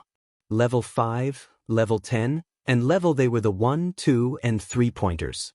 That could only mean that the biggest one was level and the only one, who could even try taking it on, was him, since there wasn't anyone he could see with a level. He used melee fist on every robot. He could see. The 1 and 2 pointers didn't stand a chance. The 3-pointer was a small bit harder as he either used stun lock with a melee fist, 2 melee fists, or even a football kick. He used the minimap to find the robots, and was easily over 45 points already. It was hard keeping track of the points he knew he was getting, since he was saving people, though mostly by accident, and the 1 and 2 pointers looked almost the same. At this point he was going to pass with flying colors. Then, on the minimap, a large red dot was slowly approaching. He bolted in that direction, knowing that it was most likely the large 0-pointer, and that he'd have to take it out before it could hurt anyone. He destroyed any other robot he found on his way, and kept going even when there were people running the opposite direction. Then he got a notice which made him stop. Rescue. Save someone from being crushed by the level 20 robot worth 0 points. Plus 2,500 points with person unknown. Well, that wasn't good. That meant someone was in actual danger of getting badly hurt. Without even thinking, he bolted it, using the mini-map to try and find anything. Then a yellow spot appeared. He could only assume it was the person he was meant to save, so he went for it. Turns out it was the girl from earlier. He noticed her status. Pain, nausea, mild concussion. Moving instinctively, he picked the girl up, casting cure status on her. To his luck, he was grinding the hell out of that skill, so it only took 300 SP out of his current 755 SP. It was fine, he could live with that. He had extra food just in case. He turned around after making sure she was out of harm's way, and used stun lock on the 0-pointer robot. It stopped, with a weird buzzing sound which allowed him to see just how much health it had. 10,010 melee fists it was then. After finally beating the thing down, the bell for the end of the exam had rung. So he ran up to where he had left Uraraka to make sure she was okay. Are you okay? Your status were really bad, he said, stopping to check on her. All of her negative status were gone other than the amazement status. She smiled at him. Thank you so much. I don't know what you did, but I don't feel as sick as I normally do when I use my quirk. She smiled and he smiled back. It's fine. It's a skill I picked up on, and I didn't want you to be in any more pain than you had to be. It took 300 of my stamina, but I ended up with 400 something or other, so it was fine. I had enough to stop the 0-pointer. He shrugged, vaguely aware that the most of it was probably flying over her head. But she surprised him with praise. That's really cool. I bet you're going to get in, she said, smiling. He smiled sheepishly, helping her up. Maybe, who knows? Your quirk is even more interesting though, making things 0 gravity can do wonders. He blurted out. How do you know my quirk? She asked hesitantly. That's part of my quirk. I have two passive skills, called Observe and Psychic Seer. Observe allows me to see your name, quirk, age and level. Psychic Seer gives me basic information as well as your status effects. He explained. Which is why I used an active ability cure status, because you had nausea, pain and a mild concussion, which was really worrying. Oh, that makes sense. She smiled. Thank you so much again. And since you know my name, I deserve to know yours. She grinned. He smiled. I'm Izuku Midoriya. It's a pleasure to meet you, Uraraka-san. He grinned, but then saw the notifications in front of him. Rescue complete. You successfully rescues Ichako Uraraka. Plus 2,500 points with Ichako Uraraka. Quest complete. You successfully claimed over 50 points. Rewards. Plus 20,000 EXP. Plus admittance to you. Bonus objective complete. Bonus objective, get the highest points. Bonus reward. Plus 10,000 EXP. Plus 1,000 with you. A staff. Plus 2 charisma. He started crying. He had passed. He had actually passed. And even gotten the bonus objective. He was apologizing to Uraraka, but all that came out was gargles. He could barely speak when he cried. He ignored the notifications of him leveling up and most likely getting new abilities and well as level points. He just sobbed his heart out in happiness. Once he had eventually calmed down, he found out that he was taken to what looked like a waiting room with Uraraka sitting next to him, trying to comfort him. A pro hero had came in once he had calmed down and asked why he was in tears, and he started to cry again, but it was a bit more toned down, luckily to the others in the room. It's my quirk. It's called the Gamer, and it lets me live life like a video game. And I had a quest, which was finish the entrance exam to get admittance to UA. I needed to get 50 points. But there was the bonus, which said I had to get the highest score. I was crying because my quirk said that I completed it, and it said that I had completed it with the highest points, and so I know that I got into UTA, which is the reason why I'm crying, because I was so happy. He had explained. The pro hero looked confused for a second, before smiling. Your quirk sounds powerful if it's able to predict the future. The hero acknowledged, but his voice sounded skeptical. Predict the future? My quirk can't do that. That would be game-breaking and overpowered. My quirk gave me a task with a bonus task. Get 50 points for the admittance into UTA, and for the bonus, get the highest points. I don't know how my quirk knows, but I think it knows more than I would ever know. It could have been counting the points I got, and compared them to everyone else's points. He theorized. But then, this is the quirk that came with instructions. So it has its easy mode areas as well as hard mode areas. That seemed to work for the pro hero, who got up with a sigh. Well, either way, kid, since you seem better, you both should start making your way home. Izuku and Uraraka nodded, leaving. We're out? Uraraka fumed. How dare he? You explained your quirk, and he doesn't even believe you. Why would you have to lie? She fumed. Izuku bore through her angry ranting, as they left the grounds and had to go their separate ways. See you, Midoriya-kun. She called. See you in class. He shouted back without letting her reply as he ran home. He had to tell him mother. While running, he checked his stats, grinning widely. Midoriya Izuku. Quirk. The Gamer. Level 28. EXP 4,954 28,000. Health points HP 1505 Stamina points SP 8551505. Strength STR 25. Agility AGI 19. Endurance IND 21.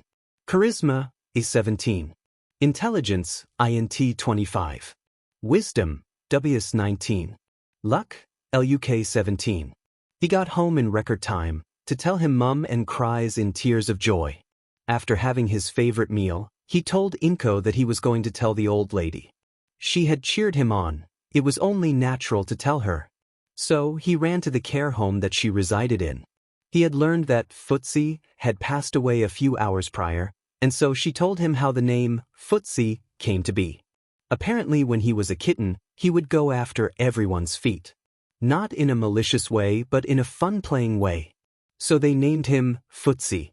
To get the death of her cat off of her mind, he spent hours going through everything, how Kacchan had told him that he'd better pass or else, which made the two chuckle since they both knew that Kacchan was mostly harmless when it came to Izuku.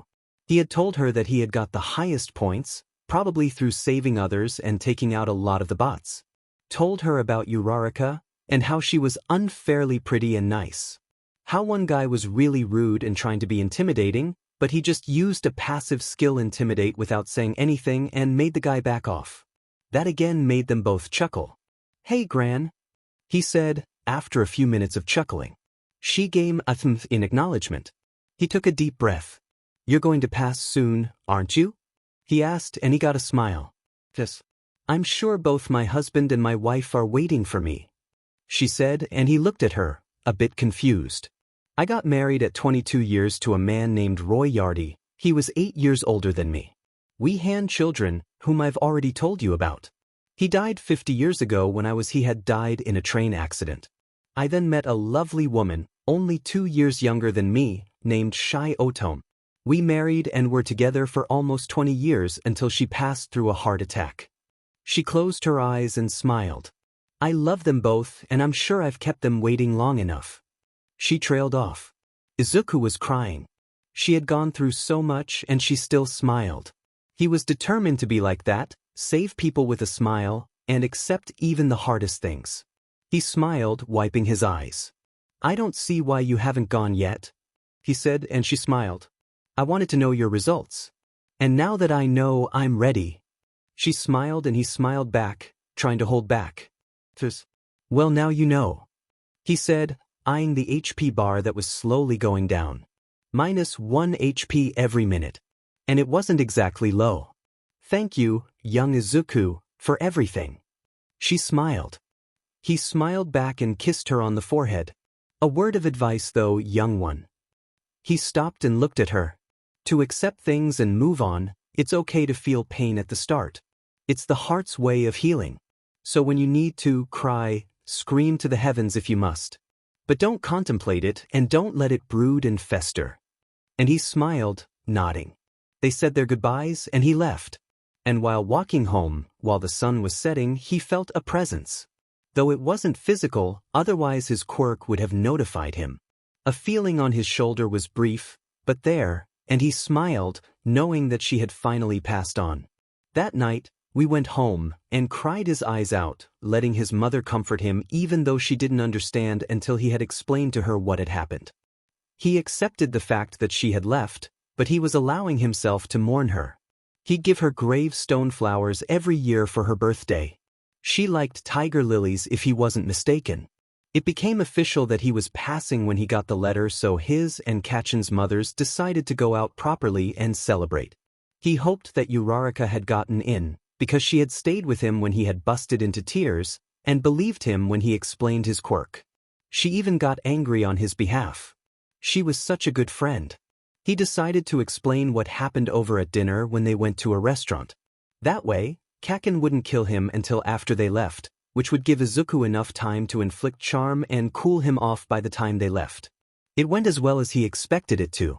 Kacchan got mad, Mitsuki tried to calm him down, and failing, so Izuku had to calm him down.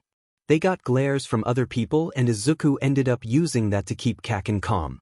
Eventually, Kacchan did get over it, and the rest of the night went without any other hiccup.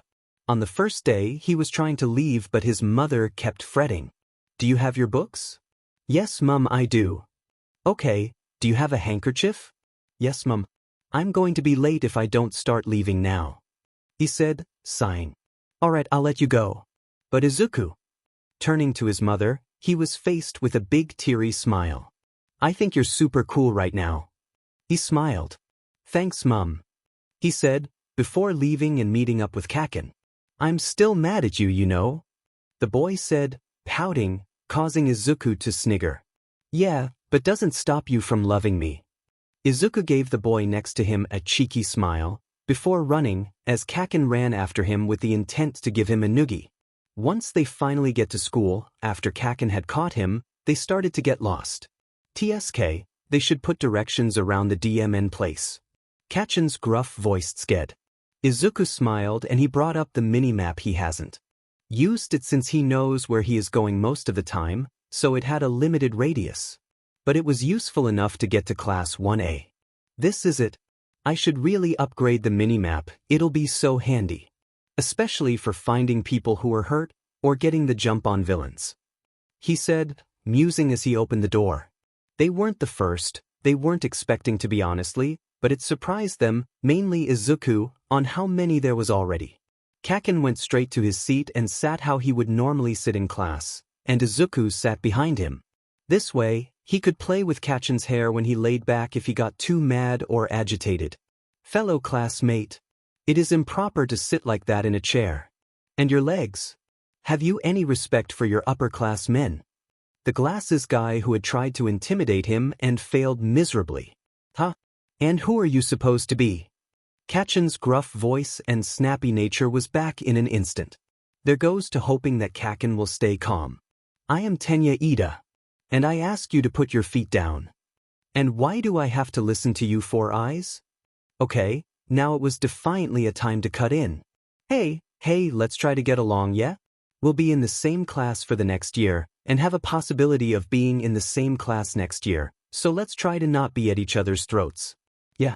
He asked, ignoring the +1 charisma stats. Ah, yes, that seems like a reasonable idea. Greetings, fellow classmate, I am Tenya Ida. He greeted, and Izuku smiled. Something about this man was endearing. Annoying but endearing. Then he finally read what the information was giving him. Tenya Ida. Quirk. Engine.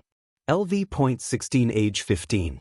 Ida was brought up by heroes, and especially looks up to his father. He's book smart, but completely oblivious to most social cues. He means well, and tries to include everyone properly. Yeah, I heard. Izuku Midoriya. That's Katsuki Bagwo. He has a temper, and seems mean, but he means well. He said, getting the, what do you know about me shitty Deku, which just made him laugh. He got a brief warning before a light voice spoke up. Midoriya-kun. You got in just like your Quirk said. He turned around and smiled. Ochako-san. Yeah. It seems like you got in too. I'm glad. He said, and Uraraka grinned. But before anyone can say anything, a voice called out from where Izuku assumed to be the floor. All right, settle down. He said, and everyone took their seats. I'm your homeroom teacher, Shoyuda Aizawa. Pleasure meeting you. He took out what looked to be a P.E uniform. Put these on and go to the P.E grounds. Now, even though he was immune to fear, it didn't stop him from hurrying along with the rest of the class. When everyone was outside, Aizawa-sensei had started explaining what was happening. They had to complete the tasks given, and the one to come in last place was expelled. Rather than feeling fear or apprehension, he made himself feel determined and motivated. You have come across a new quest. Quest requirements. Get the maximum of 19th to avoid being expelled. Reward. Plus 5,000. Plus 1 point, Desir. Plus 1 point, IGI. Plus 1 point, Indi. Bonus. Bonus objective. Beat everyone and get first place. Bonus reward. Plus 10,000 EXP. Plus 1,000 with Aizawa Shoyuda. Do you accept the request? Yes, no. Well, that's interesting. He tapped yes and waited until he was told to go. It was first a 50-meter dash. Easy enough. His running skill was level 14, almost level 15. His agility was 19, 20 once he finished this quest. He wondered how to go about this with any of his active skills. Double jump should actually be useful for this. Jump on one foot, then jump on the other, and he should be across in no time. Simple. Considering that his passive skill jump was pretty high like his running since he needed it to level up double jump, this was going to be easy even if he was going up against Kaken. When told to start, he jumped, and then double jumped and got to the other side 10 seconds before Kaken. The machine beeped a 4.5 second. Next was the grip strength test. Again easy. His strength was 25, and he could use the skill Mega Punch. He used it against All Might once when they were training, and his hand hurt afterwards, due to how hard he was clenching his hand. He assumed with how much damage he's causing, his hands got to be tight. When it was his turn, he used Mega Punch without moving. He didn't want to look at how strong it was, and decided that with every other test he wasn't going to look at the scores. For the standing long jump, he just used his double jump ability and easily cleared the sandbox, and even more over it. The sideways jumps were just using the passive jump skill multiple times. It wasn't as fast as Mineta's jumps, but boy agility was needed for basically everything. He smiled at Kachin's die when he threw the ball for the pitch trial. He sighed as he went up. He was planning on throwing the ball up and then punching it with Mega Punch. Hey, his stamina was taking a beating with 2 Mega Punches, double jumps, and the like. But so far he was doing fine. As he got ready to throw, everything started to buzz out. In shock, he dropped the ball and practically collapsed. He felt confused. That never happened. He was never confused unless he was snapped out of focus. But he wasn't focused. There was determination, but not focus. He felt a hand on his shoulder, and when he didn't get a warning, he started to cry. What was going on? What was happening? Why was Quirk not working? Then, just as it started, it stopped. He felt his fear, confusion, and panic leave him, and he could physically feel his body booting back up. He took deep breaths to calm him down, as he felt the person behind him comfort him, rubbing their hands soothingly over his shoulders and arms. What the hell had just happened? Warning! Your Quirk, the gamer needs a few minutes to boot back up. Please stand by. What? As he relaxed into the person behind him, he could vaguely hear voices. He looked to Aizawa-sensei mouthing something, but he couldn't understand what it was. Oh, options, he called out, and switching subtitles on. Bakugo, do you know he's talking about? Sigh yes to an extent. He's probably making sure that whatever you did didn't F with him permanently. What? Oi can you hear me? He shook his head. I'm guessing that your subtitles are on? He nodded. Good. Aizawa-sensei can explain what happened. He nodded again, looking up at the older man. He noticed the stats above the man's head, but that was it. Worry, concern, guilt. Why guilt? I'm sorry, Midoriya. I haven't seen you use your quirk, or what I knew to be your quirk. So I used my own quirk on you that cuts the connection from your quirk to you. He explained, and Izuku understands what happened. Because of Aizawa-sensei's quirk, if he's correct, nullification, the connection between him and his quirk was blocked. This caused an error, and thus his body attempted to shut down and restart. What happens next, Izuku can only assume it was because of the fact that his quirk's system wasn't running properly, and thus some of his passive abilities were not loading. He shot his hand out in a weak melee punch. It didn't do anything, but it was enough to cause shock. He glared up at Aizawa-sensei. Next time, Aizawa-sensei, think before you FING act. My quirk gives me skills, which I was using. My body acts like the console to the game called real life. Using your quirk on me is like temporarily unplugging the game console. Because of you, some of my skills are actually unusable. I can't even use my basic skill observe. I'm vulnerable to status effects, such as rage. And I'm feeling it. Now, I'm going to take the rest of the lesson off to sort my systems out. He growled out before getting up unsteadily and trying to walk away. He didn't get far, only to the edge of a nearby wall, and sat down with a sigh. He looked up and started trying to get his quirk back in order. He noticed that he couldn't hear anything, and it was all muted mumbling. Even with the subtitles, which he turned off. Some of the system is not booting properly. Would you like to restart? By not allowing a restart, you are subjecting yourself to unusable active and passive skills. Would you like to restart? Yes, no. Without hesitance, he tapped yes and passed out. Later, he woke up in the infirmary. It was lunchtime, from what he could tell, which meant that he had a few more hours to suffer through until he could get home. Menu, he said, and the menu came up. He checked his options, nothing was wrong. He checked his profile, and found that he was full on stamina again. He checked his skills through the profile, and found them all to be perfectly fine. Thank God. His passive and active skills weren't broken, and he relaxed. He checked his memo, and there were a few that were obviously corrupted. Some things you can't salvage. He deleted them. It hadn't failed his quest, but he hasn't won it either. And yet it was completed. Tapping it, the quest dispersed. So that happens. He checked the tree, and found all of his points still there. He checked the help, skimming through it. It was also fine. Thank God. He sat up and looked around. He saw someone working at a desk from behind the curtain.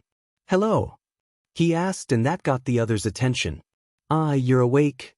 The voice of an elder woman spoke up. She pulled the curtain back. His observed skills kicking in, and he breathed a sigh of relief. Pious. Do you know what happened? I remember having to restart my quirk so nothing was corrupted. Though some things were unsalvageable. And the woman smiled grimly. Izawa-sensei used his quirk on you, and caused a side effect that he didn't expect. She started. He bit back the no sheet remark. He saw the rage status flicker in and out briefly. It caused you to shut down, due to how physically dependent you are on your quirk. Or rather, how dependent your quirk is on you. She explained. She continued at his curious look. Your body is used to your quirk being active. Take your friend Bakugo. He uses his quirk, but he isn't dependent on it. His quirk and his body do not work together as closely as yours does. Your quirk, while mostly being an emitter, has mutation quirk qualities. So any separation can cause backlash. Hence, your hearing muted out, as well there was an obvious stop and start to your heart. She explained. That made a lot of sense. Is there anything that seems wrong with your quirk right now? She asked, and he shrugged. There were a few corrupted memories, but I deleted them, so they shouldn't be much of a bother. And I had a quest, but I think because of what happened, it ended up becoming void. That's fine. However, there is only one thing that is slightly worrying. It's one of my passive skills, Sound Mind. This skill grants me immunity to fear, confusion, panic, and rage. However, when you mentioned Izawa-sensei, I saw the rage status appear on myself before disappearing. The woman in front of him hummed. Izawa-sensei said that he didn't have his quirk active for more than 5 seconds, and even with what I assumed to be your quirk and body rebooting, there were still corrupted areas. I doubt that your immunity problem will last. You're probably feeling strong emotions, and as your quirk is still relatively weak right now, some of your feelings are coming through. It's best to let your quirk rest and recuperate for now, she theorized. He nodded. That sounded right. It was nice to have someone else theorize for him. His mind felt slow and sluggish. Alright, well, if you feel up to it, you can go to lunch. Even though your, stamina is most likely full, it wouldn't hurt to eat. She chuckled when he looked at her strangely. Your friend, Bakugo, explained to me what he knew about your quirk. He's brash, but he cares for you. She mused, and he smiled. He had to agree. The rest of the day went fine. Kaken was fretting over him in the most in-character way. Here, Deku, sit next to me. You're probably hungry, I'm not. Uraraka-san was trying to hold back tears when he greeted her, but didn't stop herself from hugging him. Ida-kun didn't say much other than, I hope you're feeling better, but the worried glances were enough to show that there was more than the male let on. By the time class started, Izawa-sensei apologized when he walked into class, in front of everyone. Managing to control his emotions, he accepted the apology, and apologized back for snapping at him. You don't need to apologize for that. It was understandable, you were feeling emotions you were not used to feeling, and you were scared. It is normal to lash out and attack when you're scared. It happens with any human being. Izawa-sensei had refuted, and refused any apologies from him. By the end of the day, All Might dragged him somewhere and made sure that he was okay, fretting over him like a worried father. His mother wasn't any better. His mother, when Kaken had walked him home to the door everything, doted on him for the rest of the evening, not letting him help with the chores or anything. Overall, the day was eventful. Was it good? Not entirely. But it wasn't entirely bad either. First it was English with President Mike. It was surprisingly tame. He had turned the majority of the HUD off for lessons, like he normally would, but with this he was tempted to put it back on and mess with things. Besides, his English was pretty good in general, even without the use of his observe. Hell, even Kaken was bored and he pays attention most of the time, unless it was boring. Like now. Lunch wasn't anything spectacular, unless you count the lunch hero. He was pretty cool, and eating his food was amazing, but he was more interested in what he had next. Basic hero training. Izuku was looking forward to this. Besides, All Might was teaching this class, How could he not be exited? I am, the man started to say, before bursting the door open, coming through the door like a normal person. All Might announces as he enters. Overdramatic, but he was allowed since Izuku had revitalized him. He wasn't holding himself back, and you can defiantly feel it. Once everyone had gotten over their shock at seeing All Might, given their costumes and changed, they were sent to ground beta for training. Izuku was so excited he was practically vibrating. No one called him out for it though, thankfully. However, before anything happened, All Might had taken him to the side and asked him if he wanted to sit out, due to yesterday's incident. Izuku wanted to join, though he was told, surprisingly sternly, that he was to take it slow and steady, since it's only been a day since the incident, and they didn't want him to overuse his quirk when it was still booting up. Izuku understood, since he most likely freaked everyone out. Because of what happened. They were also wearing their new hero suits. The fabric felt weird, but it was a nice weird. He had gloves that were the same material as his suit, but open at the tips of his fingers. He wasn't sure if he could interact with the HUD with gloves on, and he didn't want to chance it for now. But he wanted to be as protected as he could be, so this was the best solution they could come up with until they came up with a better compromise. Overall, he liked his suit, since it had what looked like bunny ears. They were meant to be a reference to All Might's hair standing up, but he's sure that the design team didn't see it that way. He can try to make use out of them, but he doubts it. He also has a mask and visors. His mask had ventilation around his mouth, and it was the most resistant material they had to electricity from what he knew. His visors were resistant to fogging up, and adapted to the brightness of the light around so he could always see clearly. He wasn't sure if he fully liked what ended up being the design, but he'll probably make changes to it. The design was a bodysuit, mostly, with white gloves and boots. The boots were dark, and probably heavy-duty as well, though they were light and quiet. "Hey, Midoriya." He heard his name being called out and he looked over. He looked above the head. Denki Kaminari. Quirk, electrification. LV.15 Age Denki isn't the smartest person you will ever meet, but he means well and is generally harmless. Overusing his quirk, turning him into a bumbling idiot, which is great for comedy. Hello, Kaminari-san," he said, nervously. He had just dealt with Aizawa-sensei messing up his systems. He doesn't need to fully cop out. Kaminari-san looked at him, looked behind him, and then back to him. "Any idea on why Bakugo is glaring at me?" he asked. Izuku turned around to see Kaken against the wall, glaring daggers at Kaminari-san. That's probably because of your quirk," he suggested.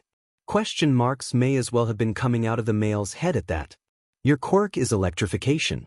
Anything electric-based makes me go into shock, like an actual console, hence my hero costume being resistant to electricity," he explained. The look of realization crossed the boy's face. "Oh shit. Sorry. I didn't mean to make you uncomfortable," he apologized. "I'm shit at reading the mood, let alone people. But you can trust me. I won't use my quirk on you unless you go dark side and it's a life and death situation."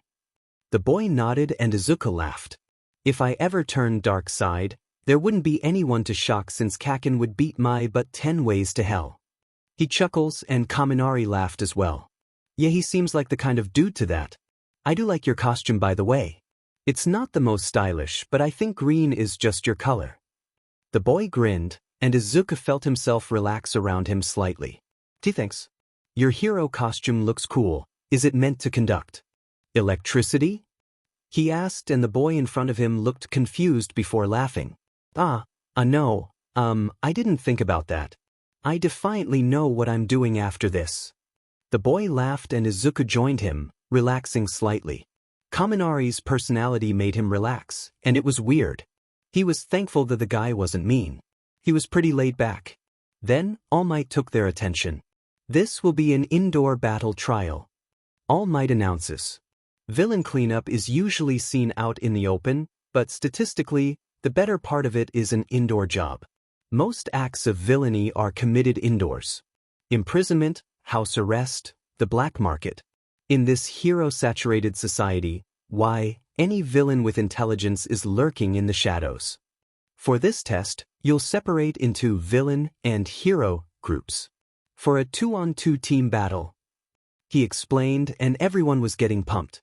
What about foundational training? One, who he thinks it was Azui but he wasn't too sure, asks. This is foundational training. Only this time, there won't be any robots to destroy. All Might emphasizes. So how do we determine who wins and loses? Another asks, and Izuku was trying to keep up. Is it okay if we just blow them up? Kaken's voice could be heard. Typical Kaken.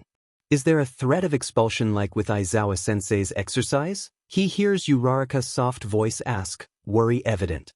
If we're separating into different groups, what would be the best way to do so? Ida's practical question almost makes him laugh. But it makes him smile fondly. Doesn't this cape look killer on me? Someone asks, and the only one with a dazzling cape was Aoyama, with the quirk, naval laser. He didn't bother in reading the rest, 'cause he was more interested in All Might. HND. I can't hear you if you speak all at once. All Might grunts out, clenching his fists in frustration before pulling out a piece of paper from somewhere. You know what? Izuku doesn't want to know where it came from, as he used his quirk to write down notes in the memo section. Notes to remember. Pick up bread on the way home, we're running out. Take it easy for the next week, Recovery Girl's instructions. Make a better design to his suit, less bunny look. Figure out a way to wear electric-resistant gloves and interact with his quirk. Maybe mentally. Add inline pockets and possible pouches to store any food or items for SP and HP. He had found out that rather than wasting notes on paper, he could make notes, actual mental notes, with his quirk. Memo stood for memories, but it seems that trying to remember something shoves it into the NTR section. For this training, we'll have some villains guard a nuclear weapon they intend on deploying. It's paper mech, so don't worry about it actually blowing up. The heroes must stop them and their nefarious scheme before it's too late. If the heroes capture the villains or reach the nuclear core before the time runs out, they win.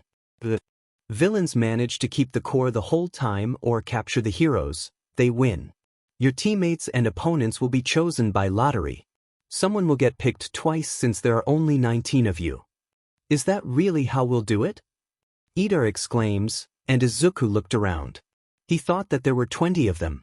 Wait, was someone expelled from yesterday's class? He asked, and Kaken spoke up. The great fucker was. He said aggressively, and Izuku looked at him with an unamused face. He knew that he wasn't good at remembering faces, calling everyone extras. Izuku's quirk called them NPCs, but whatever, especially if he didn't know them. But great fucker was just rude. It was Minoru Mineta, with the quirk, Pop-Off, Yayorozu supplied. Momo Yayorozu. Quirk, Creation. LV.20, age 15. Yayorozu is a proper girl who aces everything mostly due to the needs of her quirk. She's book smart and charismatic, though she lacks social cues. She does sometimes come off as snobby, but it's not under her control, but rather her upbringing. That got his attention, because level freaking 20. He bounded up to her, almost like a puppy, before All Might interrupted. Anyway, let's start this. Take a card from the box, and it will have a letter. Anyone who gets the same letter will be on a team. All Might explained. He gave Yayorozu one last look of, want to talk to you real bad, but I'm a good boy, before following All Might's instructions. Turns out, he was the odd one out, being paired with Uraraka and Yayorozu, which didn't seem to sit right with anyone. He sighed. Using my quirk isn't going to kill me. It's weak, but at level 28, almost level 29, I think I'll be just fine. He huffed. This didn't allay any worry on anyone, and normally he would give in. But he wanted to participate, and like hell he was going to sit out because everyone was too worried. I'll do a repeat. Uraraka smiled, hand up high. We don't want Midoriya-kun to overwork himself, but it doesn't seem fair to make him not participate. She smiled sweetly, and he could hug her for that. It appeased to everyone, even him if slightly. All right then. Let's start. The first two pairs to fight will be the following. All Might declares, raising a different ball in each of his hands. Team A will be heroes. Team D will be villains. He announced. That meant Uraraka and him versus Ida and Kaken. Finally, he could spar for once against his childhood friend. All Might continued. This scenario has the villains inside the building first. Then, after 5 minutes, the heroes will be led in as well. Everyone else will be able to watch what unfolds through surveillance cameras where we will record your fights for grades. This will allow young Ida and Bakugo to get inside the mindset villains have. This is a practical training exercise. Go all out without fear of injury. Though naturally we'll cut it short if things get out of hand. Why did Izuku feel that was meant for him? He wasn't it. Fragile doll god it. Kaken and Ida went in as Uraraka and Izuku waited. He had a basic strategy he wanted to try out. First thing first, they had to figure out what floor the nuke was in. He could use the minimap for that.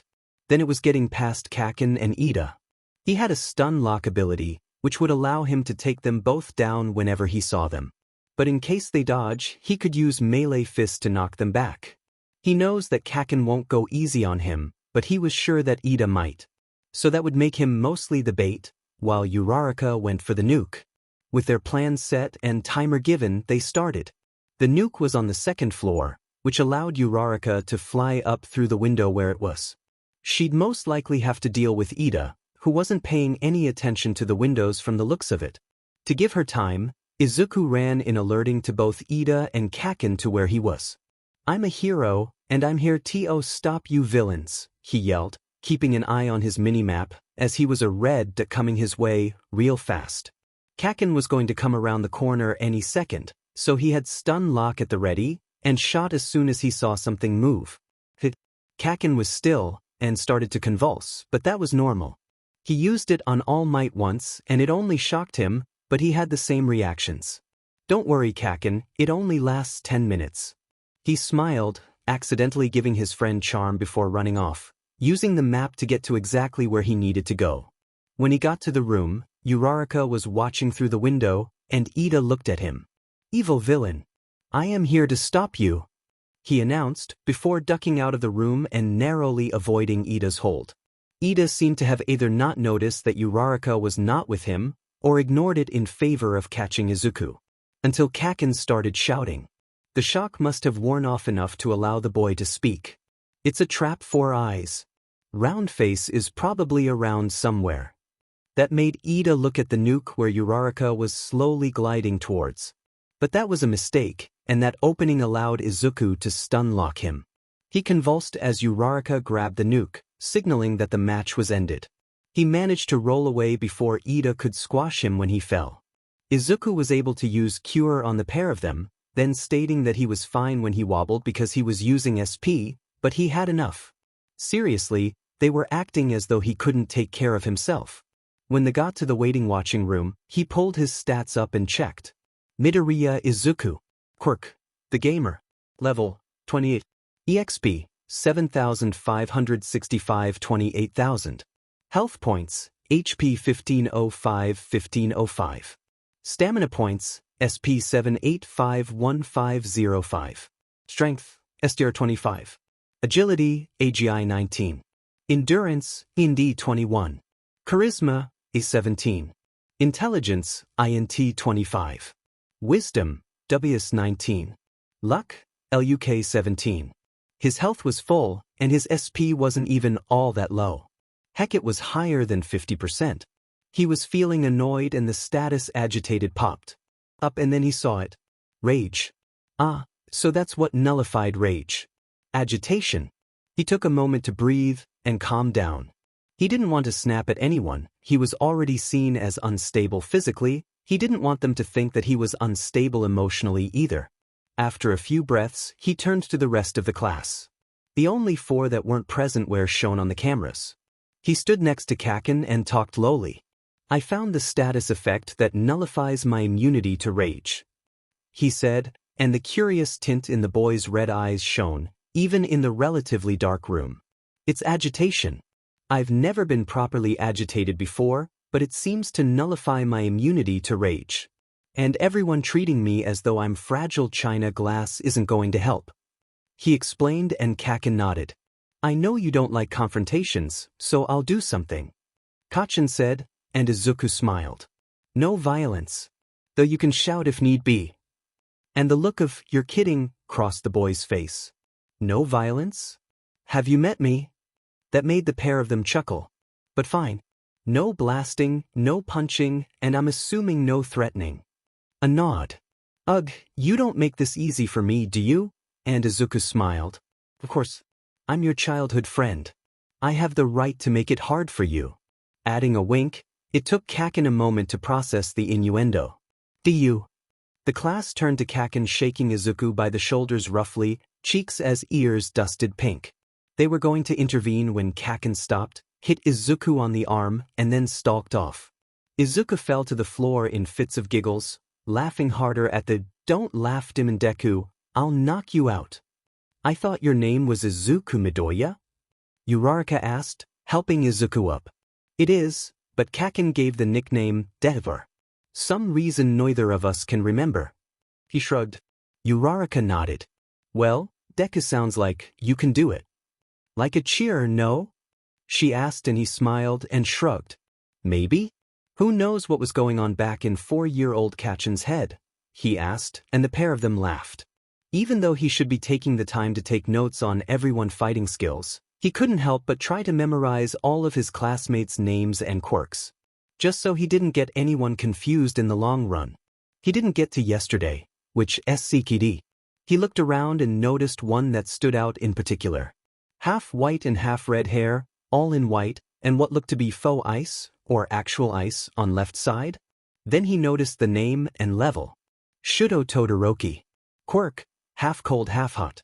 LV22 age Todoroki is the youngest son of the second most popular hero in Deva, NG Todoroki. There have been rumors about the Todoroki household, but none of which are proven. He has a cold and distant personality, as well as being socially clueless. He uses his ice often, and doesn't attempt to use his fire. This boy is mysterious, but no one is brave enough to get close. Well then, he was probably lonely and wanting friends, but didn't know how. Then he was surprised by a quest. Quest available. Quest requirements. Befriend Shuto Todoroki, and make him feel comfortable around you. Rewards. Plus 10,000 relationship points with Shuto Todoroki. Minus 100 relationship points with player unknown. Will you accept this quest? Yes, no. This surprised him. 1. Who the F was player unknown? And 2. How does one approach someone who probably doesn't talk to anyone ever? He hasn't heard the other boy speak at all, and he usually stayed by himself. He looked back to the quest and tapped yes. He was going to try and befriend everyone in the class, but it looks like his quirk was making him priorities. Inhaling, he calmed himself before walking over to the boy before tapping the male on the arm. Todoroki-kun, yes? He asked, and the boy nodded. It'll be like talking to a brick wall. I noticed your level and I couldn't help but wonder how you got it so high. I mean, you came in second in a lot of areas, but you're ahead of Yaoyorozu by 2 levels. More silence. How the hell does he deal with this? This might seem like a weird request, and you can decline, but would you like to spar? It would be amazing to observe and analyze your skills, even if it is your ice side. He shrugged, letting innocent smile inflict charm. And judging by the slight pink cheeks, he'd say it was super effective. How did you know I only use my ice side? Let alone what my quirk is? The boy asked, and holy shit, his voice. Izuku grinned sheepishly. That's part of my quirk. The Observe and Psychic Seer.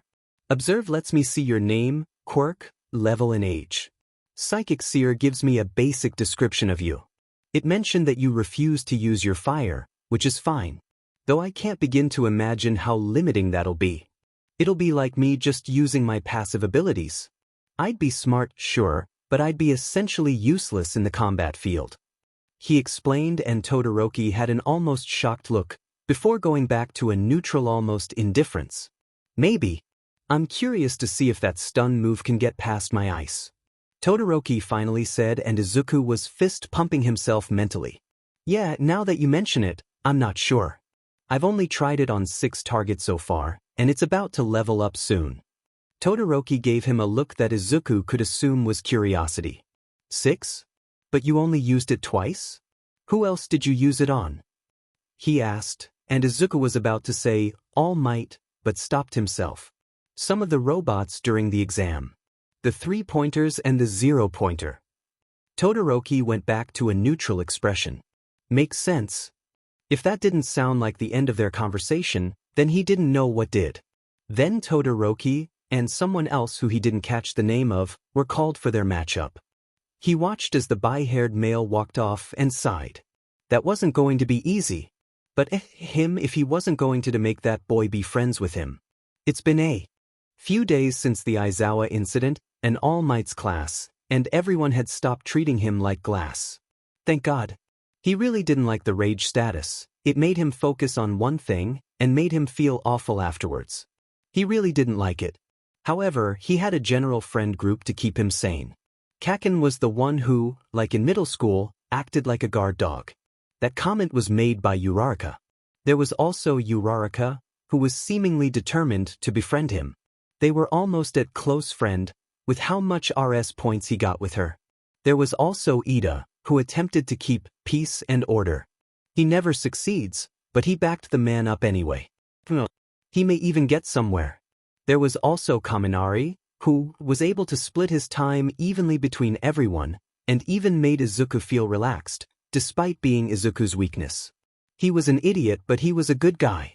There was no doubt about that. Then there was also Todoroki. The boy kept to himself, ate by himself, and is generally pretty lonely. So, Midoriya took it to make him join his small little group of 5, for if you don't include Kaminari, who seemingly enjoyed goofing around with Jiro, Ahido, and Kirishima. Kirishima, however, stood out to him. Not because of his quirk, or anything his analysis has shown, but more with the fact that he has seen Kaken watch Kirishima with a weird constipated look with the status of conflicted. If Izuku didn't know better, he would assume that his childhood friend of 10+ years had a crush, but was probably struggling with this sexuality. His suspicions were confirmed that night.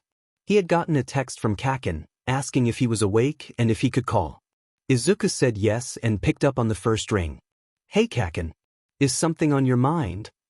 He asked, and there was a rustling on the other side. You could say that. Look, don't tell anyone, because this is actually kind of embarrassing. I can't go to the old hag for help. She'd never let me hear the end of it, and I am not talking to the old man for this. Kaken complained, and he chuckled. Kaken, you know I won't tell anyone if you ask me not to. Now what's up? He asked, and it took the other to seemingly gather his thoughts before he spoke. What do you think? About someone liking the same gender? Like in a romantic sense of holding hands, cuddling, and all that mushy love stuff. He asked, and Izuku smiled. My opinion? Perfectly natural. Just like you can't control what quirk you have, you can't control who your heart falls for. Sorry if I sound mushy. Izuku chuckled, and he could hear the smile in Kaken's voice. Heh, yeah, you're FE sap alright. It was quiet before he continued. I guess I should at least tell you. You tell me everything in your shitty life. It's only fair that I bother you with mine. That's a lie. There was no way Kaken could bother him. There is a GUY in our class, and I'm not sure if I like him, or if it's a weird man crush, or some BS like that. All I know is that I get this weird feeling in my chest when I look at him, and it pisses me off. But I feel calm when he's talking to me, or when he's around. He has a similar effect that you have on me. But you're more of a comfort support more than anything. Kaken explained. What do I do? He asked, sounding slightly defeated. Izuku hummed. Is it Kirishima? He asked, noting the sharp inhale. You get a conflicted status effect when you look at him, so if I'm just jumping to assumptions, then I'm sorry. He apologized. But I say you should hang out with him more. And if he makes you feel calm, then you don't have to rely on me keeping you sane. Izuku chipperly added.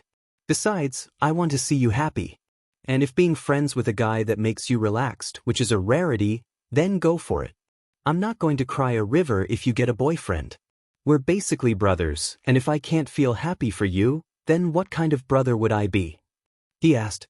A DMN shitty one, that's for sure. Right. He laughed. Now, was that all? Are you over your sexuality crisis already? He asked jokingly. Nah, nowhere close. But I don't think I need a label for now. I can sort that out once I get there. Izuku grinned. That's the Kaken he knew and loved. They said their goodnights and fell asleep. The next day, he ended up finding that Bakugo and Kirishima had become, in Kirishima's words, bro friends. Since they were now brothers. Izuku laughed and noticed how Kaken's status went from conflicted to crush. He smiled and mentioned it to the boy, who told him to stay quiet about it. Everyone went to their seats as soon as Aizawa-sensei opened the door. Alright, I've watched the videos of how you all did for the basic hero training. The most effective in getting the faux nuke and capturing the other team was Midoriya, with his stun lock ability. Though you should practice more with targets, specifically moving targets, so you're not relying on an opening. You waited for an opening with Ida, and you stayed still, waiting for Bakugo to come around the corner. It's a useful skill. You should utilize it better. Midoriya nodded, making a mental note of it. The rest of you did okay, but you're still learning your quirks, your limitations. Even Midoriya. So you still need to practice. With a resounding yes, Aizawa-sensei. Aizawa-sensei continued. Now, it seems a bit too soon, but you need to pick a class president. I don't care how you do it, just get it done by the end of the day. That notice made everyone start talking all at once. Everyone seemingly wanted the position. Midoriya didn't particularly want said position. He already has enough on his plate with training with All Might, as well as learning his skills. It'd be too much responsibility. When the voting system was sorted out, he thinks suggested by Ida himself, he voted for the one who would most likely know what to do. You have voted for Tenya Ida to be class president. Once the scores were totaled, he was shocked to see it was a tie between Yaoyorozu and himself. While Kaken was freaking out about not being picked, Midoriya shook his head. I'm sorry, but I refuse to be the class president. Being a class president will take time from learning about my quirk, which is time-consuming as it is. Not to mention I'm scatterbrained to high heaven without notes. I don't mind to be considered a consultant if necessary, but I'm not fit for the role. If I saw myself fit for the role, I would have votes myself, rather than Ida. He explained. Ida's voiced his confusion. Why did you vote for me? And Izuku smiled. He must have a low wisdom stat. Even though you lack social cues, I know you well enough to know that you'd make a decent class president. For the entire week, you've been trying to rally and corral the entire class into working harder and following the rules, even if everyone ignores you. You take a leadership role much more easily and efficiently than I do. I have brains and I have skill, but that doesn't make me a leader. A leader knows how to control people, how to talk to them, how to lead. I don't even have them as passive skills yet. Izuku explained, much to the obvious shock to his class. He had a small thought that he would learn if his intelligence was up high enough, but he was trying to be a jack of all trades, which was a master of none, but better than a master of one. Well, I picked Midoriya because of how quick he is to come up with ideas and such, but he is right. Prioritizing his quirk, which takes a lot of brain power over class prez, is understandable. He'd have to multitask, which we all know is a girl's job. Kaminari explained when Jiro hit his arm. Okay, multitasking is mastered by girls. He fixed and the class chuckled. Izuku smiled.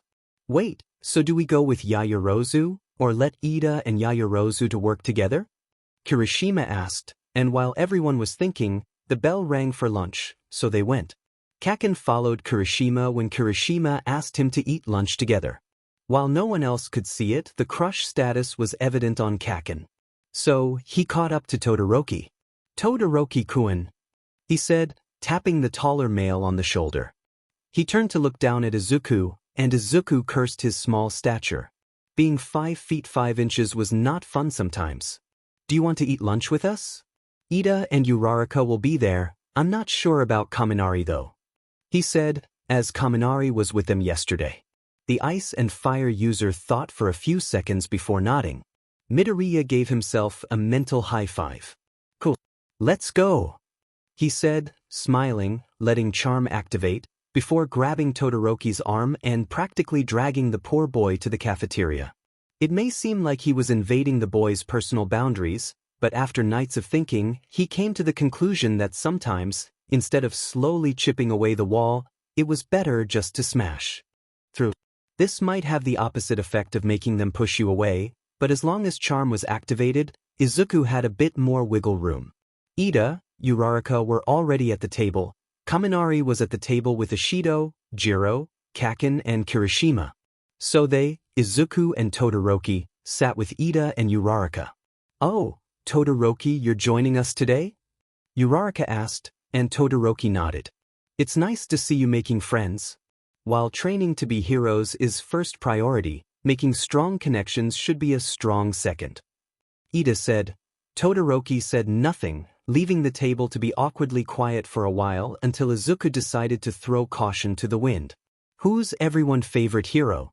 "Mine is All Might, since he saves everyone he can with a smile," he says, and the conversation picks up quickly. Ida is very fond on Ingenium, who is his older brother. Uraraka was fond of the rescue hero 13, because rescuing people would be great with their quirk. But she also liked Gunhead for his martial arts. Todoroki, after a small bit of thought, eventually said that he preferred All Might like Izuku. Luckily, no one mentioned that it was weird to not like his father who was a hero.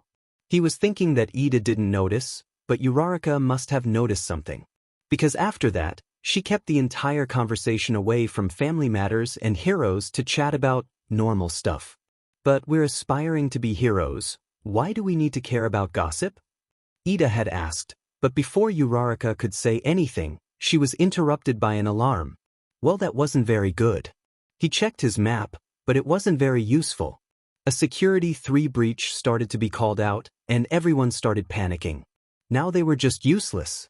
If they were here aspiring to be heroes, even if they aren't in 1A to 3C, they should know better. The school should also explain how to evacuate properly, like a normal school. But no, everyone was freaking out and running to what looked to be closed doors. He had mentioned this to his little friend group. Uraraka and Tadakori didn't say much, but Ida agreed. UA loses marks in being a normal school to prioritize being heroes. What they should have done is taken a normal school and added hero training on top. UA is relaxed, it shouldn't be, Ida had said. He seemed determined to find and poke holes in anything UA does. Theorizing how bad UA is when it comes to being a school is great, but how do we get everyone to calm down? Anyone with some common sense will know that you're not supposed to panic. Todoroki's voice could be heard and Izuku was pretty sure he was falling. Deeply. He nodded in agreement. "We need to get everyone to calm down, but how?" he asked, but before he could analyze, Ida was already in the air and calming everyone down. By the time the next lesson started, everyone had found out that it was only the reporters who had broken in, somehow. Everyone ended up choosing Ida to be class president with Yaoyorozu, and made Izuku someone to talk to if they needed help. So, he was the brains behind the operation, even if that role should by rights to Yaoyorozu. Yaoyorozu appreciated the fact that he had told everyone to go to the two presidents before coming to Izuku. "Midoriya-san, you're a good friend," she had said, patting his shoulder with a smile, and that, apparently, made him level up. "Congratulations Izuku Midoriya, you have leveled up to LV.30. You gained 1 level point. Go to the tech tree in the menu to use it. You now have a new active ability. Active skill, Teamwork LV.1.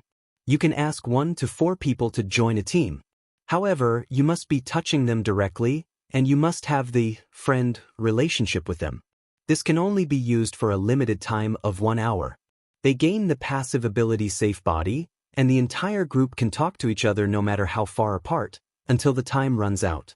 Uses 100 SP to activate. What? Making friends gives him EXP?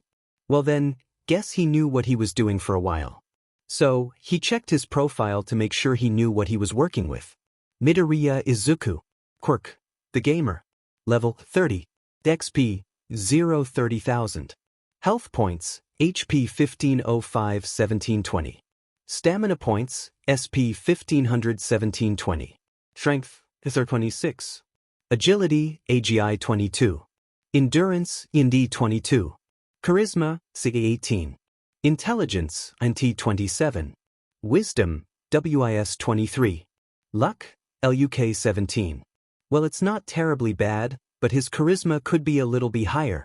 He should really try to get these stats even. Maybe talking to someone who's older, maybe 50 plus, would give him extra wisdom.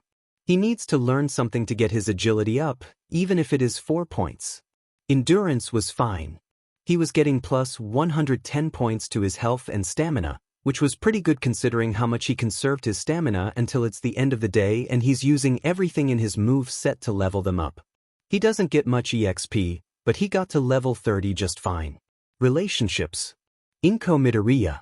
Quirk, attraction to small objects. LV.30 age relationship, family. Katsuki Bakugo, Kaken. Quirk, explosions. LV.5 age 15. Relationship, close friends. Mitsuki Bakugo. Quirk, glycerin.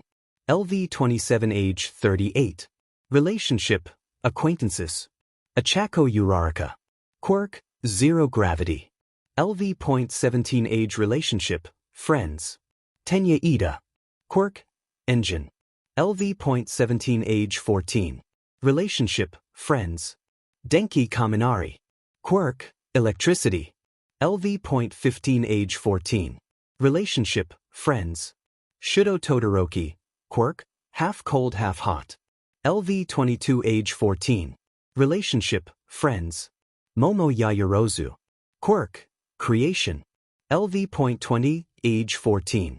Relationship, friends. Wait, he was friends with Todoroki? But friends should be no. To be friends, you don't have to be comfortable necessarily. Aw dang it. Aizawa-sensei had walked in while he was fiddling with his quirk, and Izuku didn't notice, until he saw a warning until Aizawa-sensei was next to him. So, what's so interesting about your quirk which means that you're allowed to ignore class? Aizawa-sensei had asked and he looked at Aizawa-sensei in the eyes. Sorry sensei, but I apparently leveled up and I got a new active skill because of it. I was checking that out and didn't realize it was class time. I didn't mean to ignore you, he said truthfully. And does this skill require your full attention? He asked, and Izuku pulled up his skills, going to the most recent skill. Active skill, teamwork LV.1. You can ask 1 to 4 people to join a team. However, you must be touching them directly, and you must have the friend relationship with them. This can only be used for a limited time of 1 hour. They gain the passive ability Safe Body, and the entire group can talk to each other no matter how far apart, until the time runs out. Uses 100 SP to activate. He read. Can you see why I got distracted? This is a first, and it's never happened before. Maybe we can also share experience? That would be handy, and great for training. He started to rant, before a light smack to his head was felt. Can you at least pay attention, not that you're done fiddling with your quirk? He asked, and Izuku nodded. Yes, sir. He replied as Aizawa-sensei walked back to the front, and started teaching his lesson. After lesson, he was determined to try his new skill out. Todoroki-kun. I'm going to ask a few others if they want to join, but I wanted to extend the invitation to you. He explained. The lost look on the boy made him backtrack. I'm going to try out my new skill, but I need people who I'm in the friend relationship or higher. Ironically, I only have 6 friends according to my quirk, but Yaoyorozu and Ida have already left. He explained. You don't have to join, but I'd extend the invite to you before you left. After a moment of hesitation, he nodded.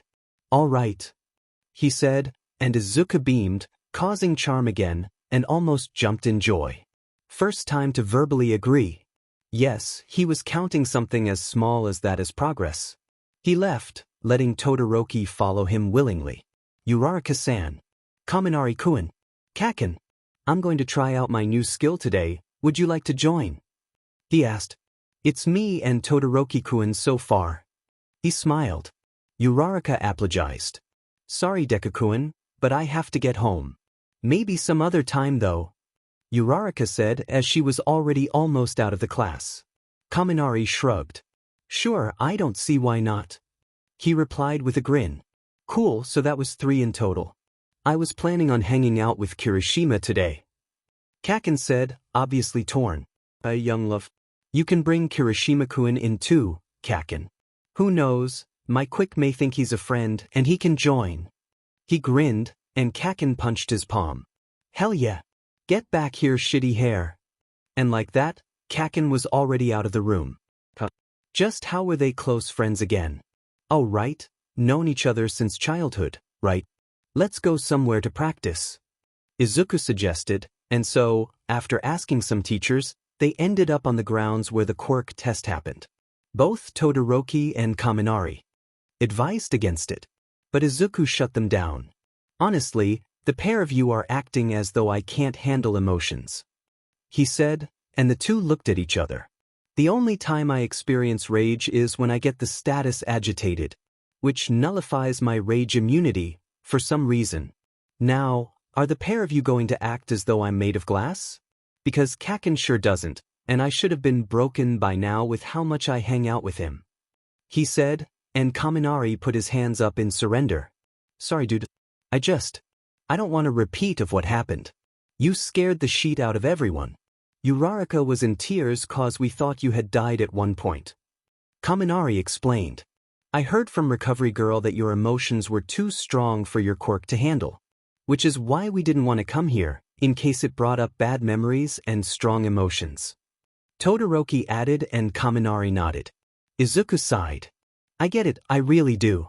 But all I needed was a few days to get my emotions in check. I'm fine now, he said, and the two nodded. We get it. Sorry, Midoriya. Kaminari apologized, and before Todoroki could utter anything, Izuku put his hand up. No apologizing. You were looking out for my health, which is something that friends do, he said, and Kaminari smiled. But before he could say anything, the shout of death made them look behind them. It was Kakin and Kirishima. Hey guys. I hope you don't mind an extra tagging along, Kirishima said, grinning. Ijiro Kirishima. Quirk, hardening.lv.16. Age 15. A carefree boy who is friendly with everyone. Similar to Kaminari, you instantly have the friend relationship with him, but unlike Kaminari, he's smart and like anyone else, can become distrustful. He loves anything manly and is obsessed with strength. Well then. He smiled as the duo joined the group. Hey Kacchin, Kirishima-kun. He greeted. He got a quick head pat from Kakin for some reason, but no one questioned it, so he didn't either. Kakin probably was in a good mood or something. Okay, so according to the skill, I need to touch someone and ask them to join a team. So let's try that. He turned to Todoroki and took his hand, before looking the bicolored-haired male in the eyes firmly. Todoroki looked confused, slightly out of his comfort zone, but that melted to a blush when Izuku smiled brightly. Will you join my team, Todoroki-kun? He asked. Nothing happened when he nodded, so Todoroki finally spoke. Though if Izuku wasn't mistaken, there was a small crack by the end. Sure.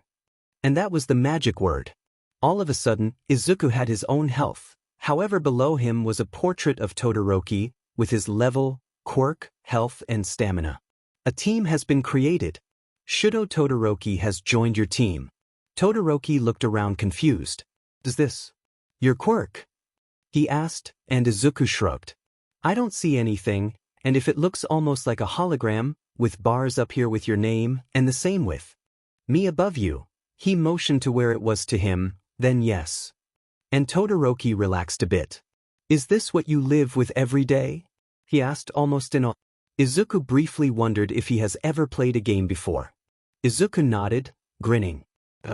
I can turn the majority of the HUD off, but not all of it. You may want to mess with the settings though, just in case. He explained as he got Kaminari, Kakin and Kirishima to join as well. Denki Kaminari has joined your team. Katsuki Bakugo has joined your team. Ejiro Kirishima has joined your team. Dude, this is so cool. It's just like a game. Like an actual game, holy shit. Kaminari exclaimed, and everyone else agreed. After an hour of sitting around and learning about the skill, they had found out that Izuku was the team leader, which was understandable, and he couldn't be changed from his position. No one could control the settings, only Izuku. They found that it had a distance of 1,000 kilometers, which meant Izuku could cast healing on them if necessary, even if he wasn't near them. A text chat wasn't a thing, but a group call was. That wasn't helpful in stealth situations, but he would make it work somehow. Overall, he was closer with everyone there as he walked back home with Kaken. "Hey, Deku." Kaken had started while they were walking back. He let out a soft "ch" to let Kaken continue. "You like half and half or something?" he asked. It took Izuku a few minutes to figure out who half and half was, but then laughed. "I'm not sure. I like him as a friend, but I'm not sure if I'm ready for romance yet." He shrugged, which was true. Romance had 3 points to get to unlock it. Be level 20, be 15 years or more, and have a close best friend status with them. Hell, he was sure he could try to date Kaken and it would work. But Kaken was his childhood friend, it would be kind of weird for the both of them. Besides, he wasn't going to tell Kaken that he started talking to Todoroki because it was a quest. Then again, he was sure he would have talked to him eventually. Just not as soon. Tisk, whatever. Kaken grunted as he walked on ahead. He knew that Kaken was just looking out for Izuku, deciding that he wanted to annoy Kaken, ran up to him and grabbed the boy's arm, hanging off of it. "You're the best friend I've ever had, Kaken," he explained, and Kaken blushed. "I'm your only best friend, idiot." Checking the relationship status, he found that Kaken and him were back to being best friends. The next day, however, was something that was a shock for everyone. Izuku walked into class next to Kaken, who's basically Izuku's alarm clock at this point. "Honestly, Deku, you should sleep earlier," sighed Kaken as they walked into class. Izuku yawned for the 5th time that morning. "Not my fault. I got distracted," he said, practically leaning against Kaken. As soon as they got to their respective seats, Kaken had shoved Izuku into his chair before going to his own. "Guys really are close," Uraraka mentioned, and Kaken huffed. "We're basically brothers at this point." "Yeah, of course we're very close." And Izuku smiled. "Ni-san," Izuku said before changing it. "Katsuki and I."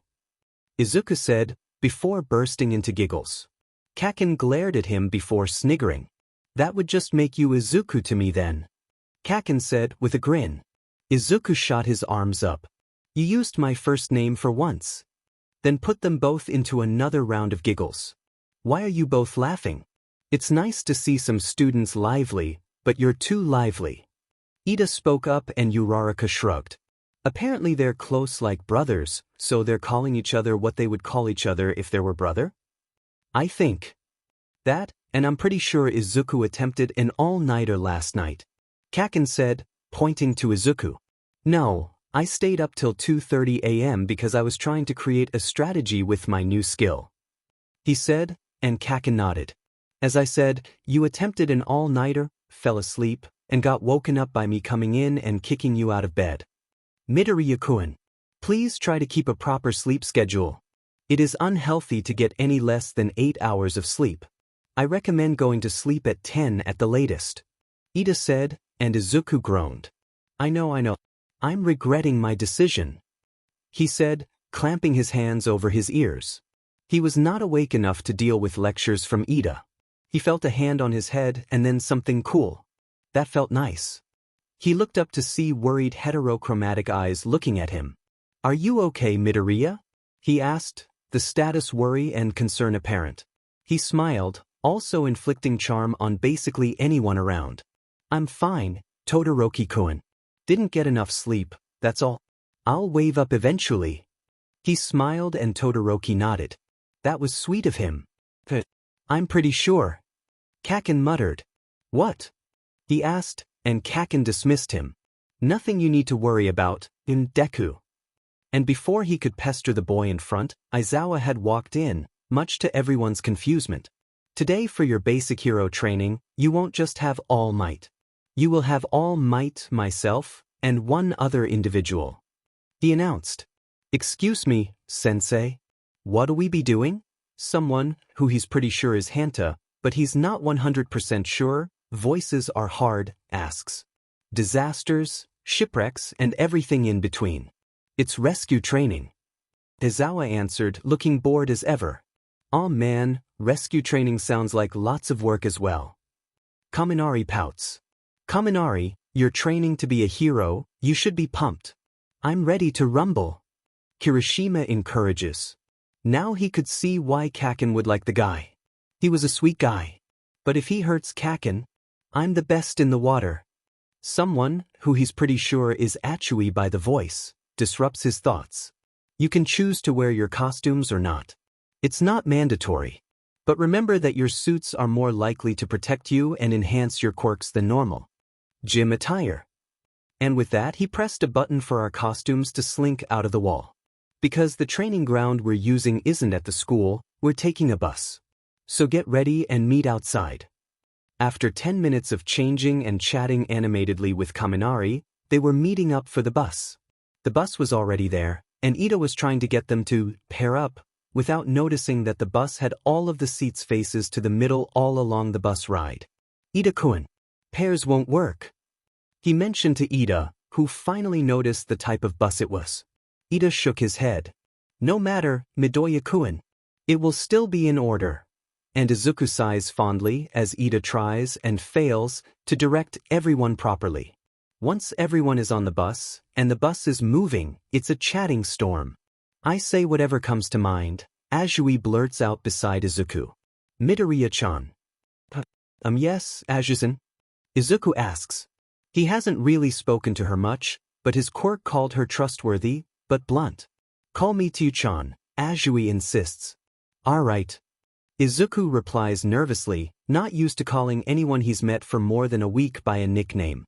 Kaken was different, he's known Kaken for years. Azui no, Tsu, continued. Your quirk is very unique, yet unpredictable. You won't have a stable, goad, move set, because you level up really quickly. For example, that new skill, teamwork, right? That was new for you. That'll be difficult for the future, because you have to continually learn the skills you get and plan your attack around them. It makes you unpredictable, unlike most of our skills, which can be predicted by using common sense. She analyzed. And Izuku thinks he found the girl who fits him the most. You just analyzed my quirk and basically put down everyone else's quirks but saying that they're predictable with common sense. He said.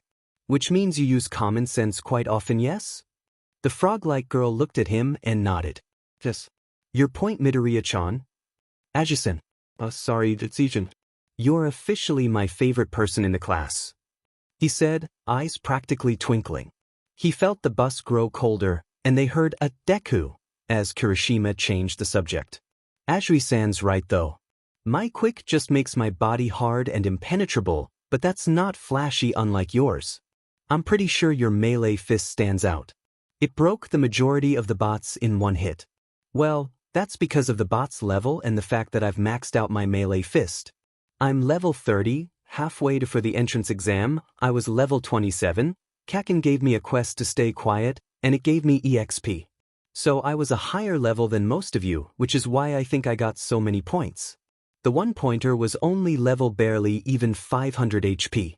The second pointer was 1000 HP and level the third pointer was 2000 HP and was taken out mostly by 2 hits, or a hit after stunning then with a stun lock which is a critical damage. The 0 pointer was level 20, and I think around 10,000 HP. It was a beast. He concluded. He grinned sheepishly. Kaken would agree that I was worried.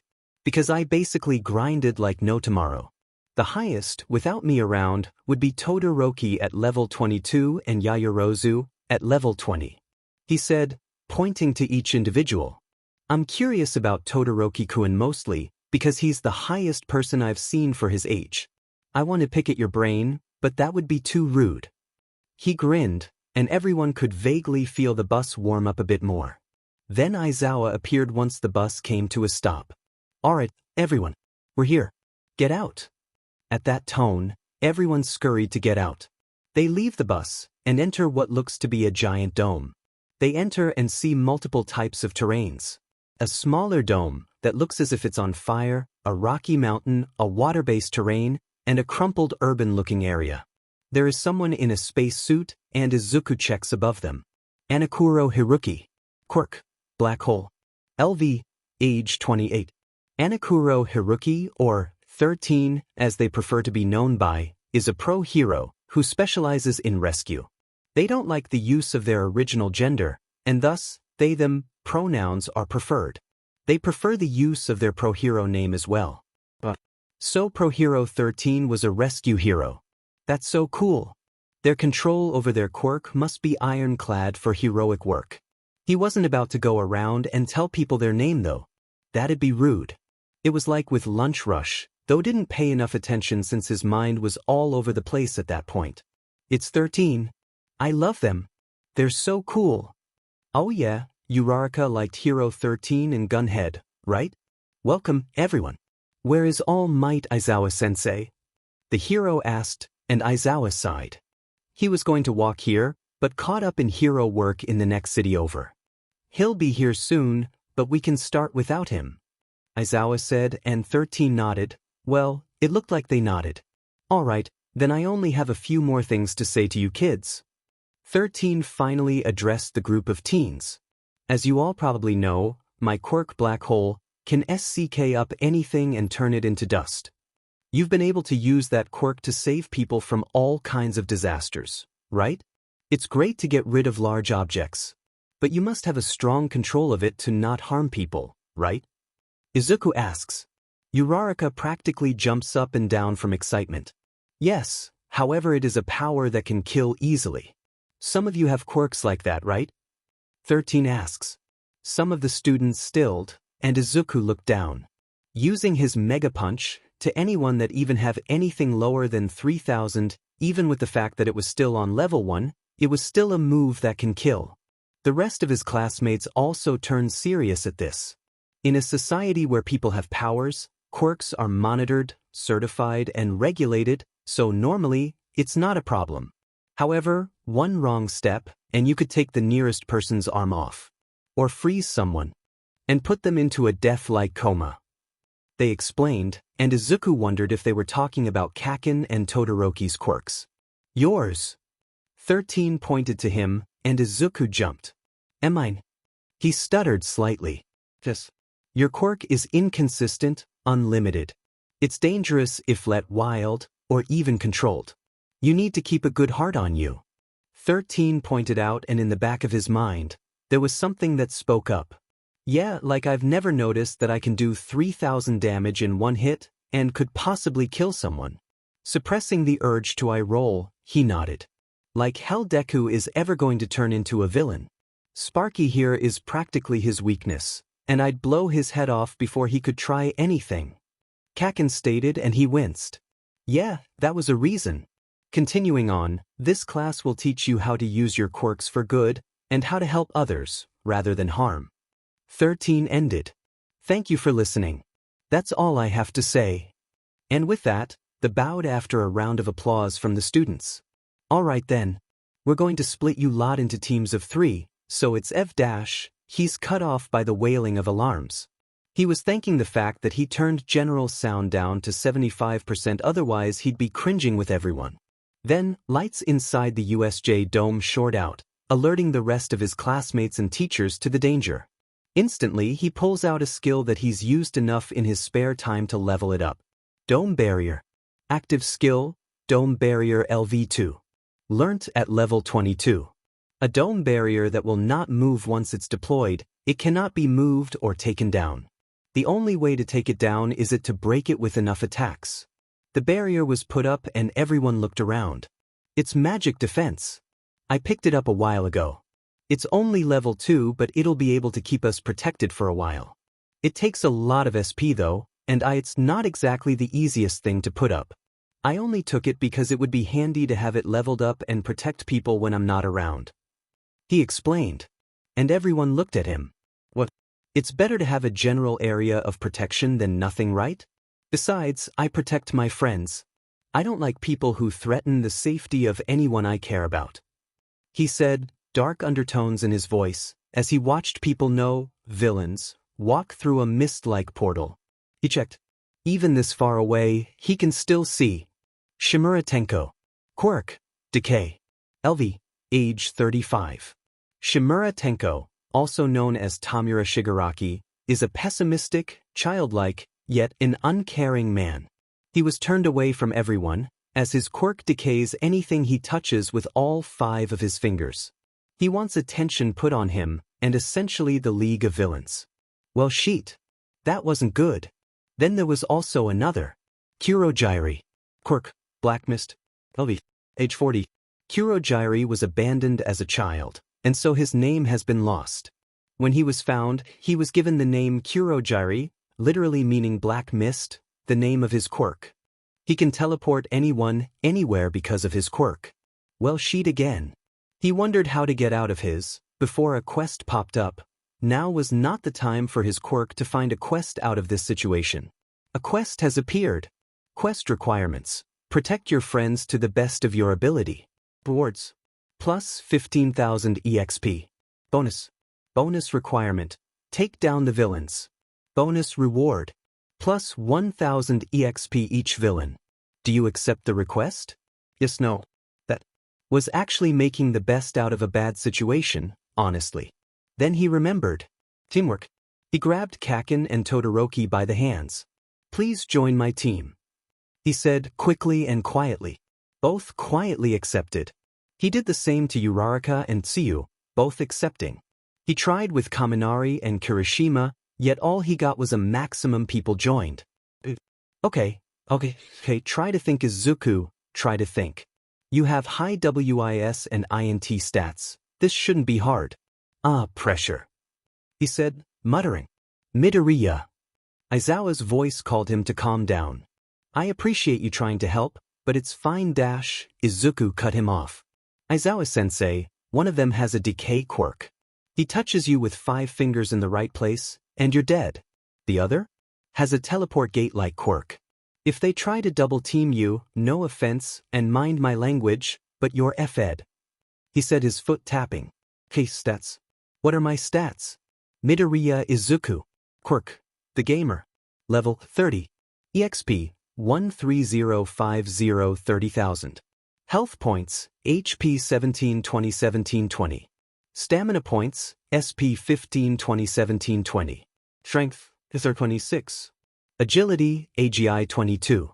Endurance. IND 22. Charisma. CA 18. Intelligence. INT 27. Wisdom. WIS 23. Luck. LUK 17. Okay, it was a good thing he packed food, otherwise he would be F'd.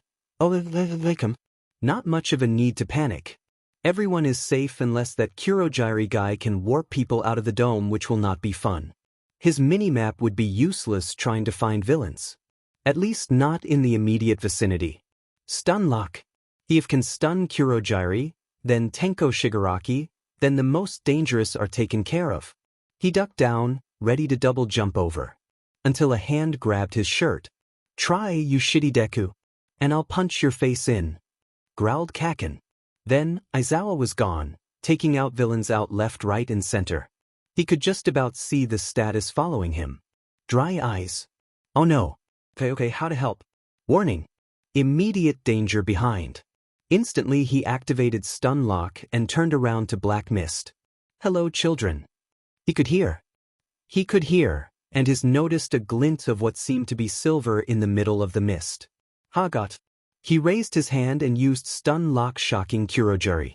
Portals had started for form, and everyone noticed and started to move away. However, Kaken and Kirishima went head first and attacked what Izuku had stunned. Izuku would, but he was too busy, trying to make sure no one fell through the small portal openings in the floor. Finally the mist portals receded, and Kurogyri had vanished.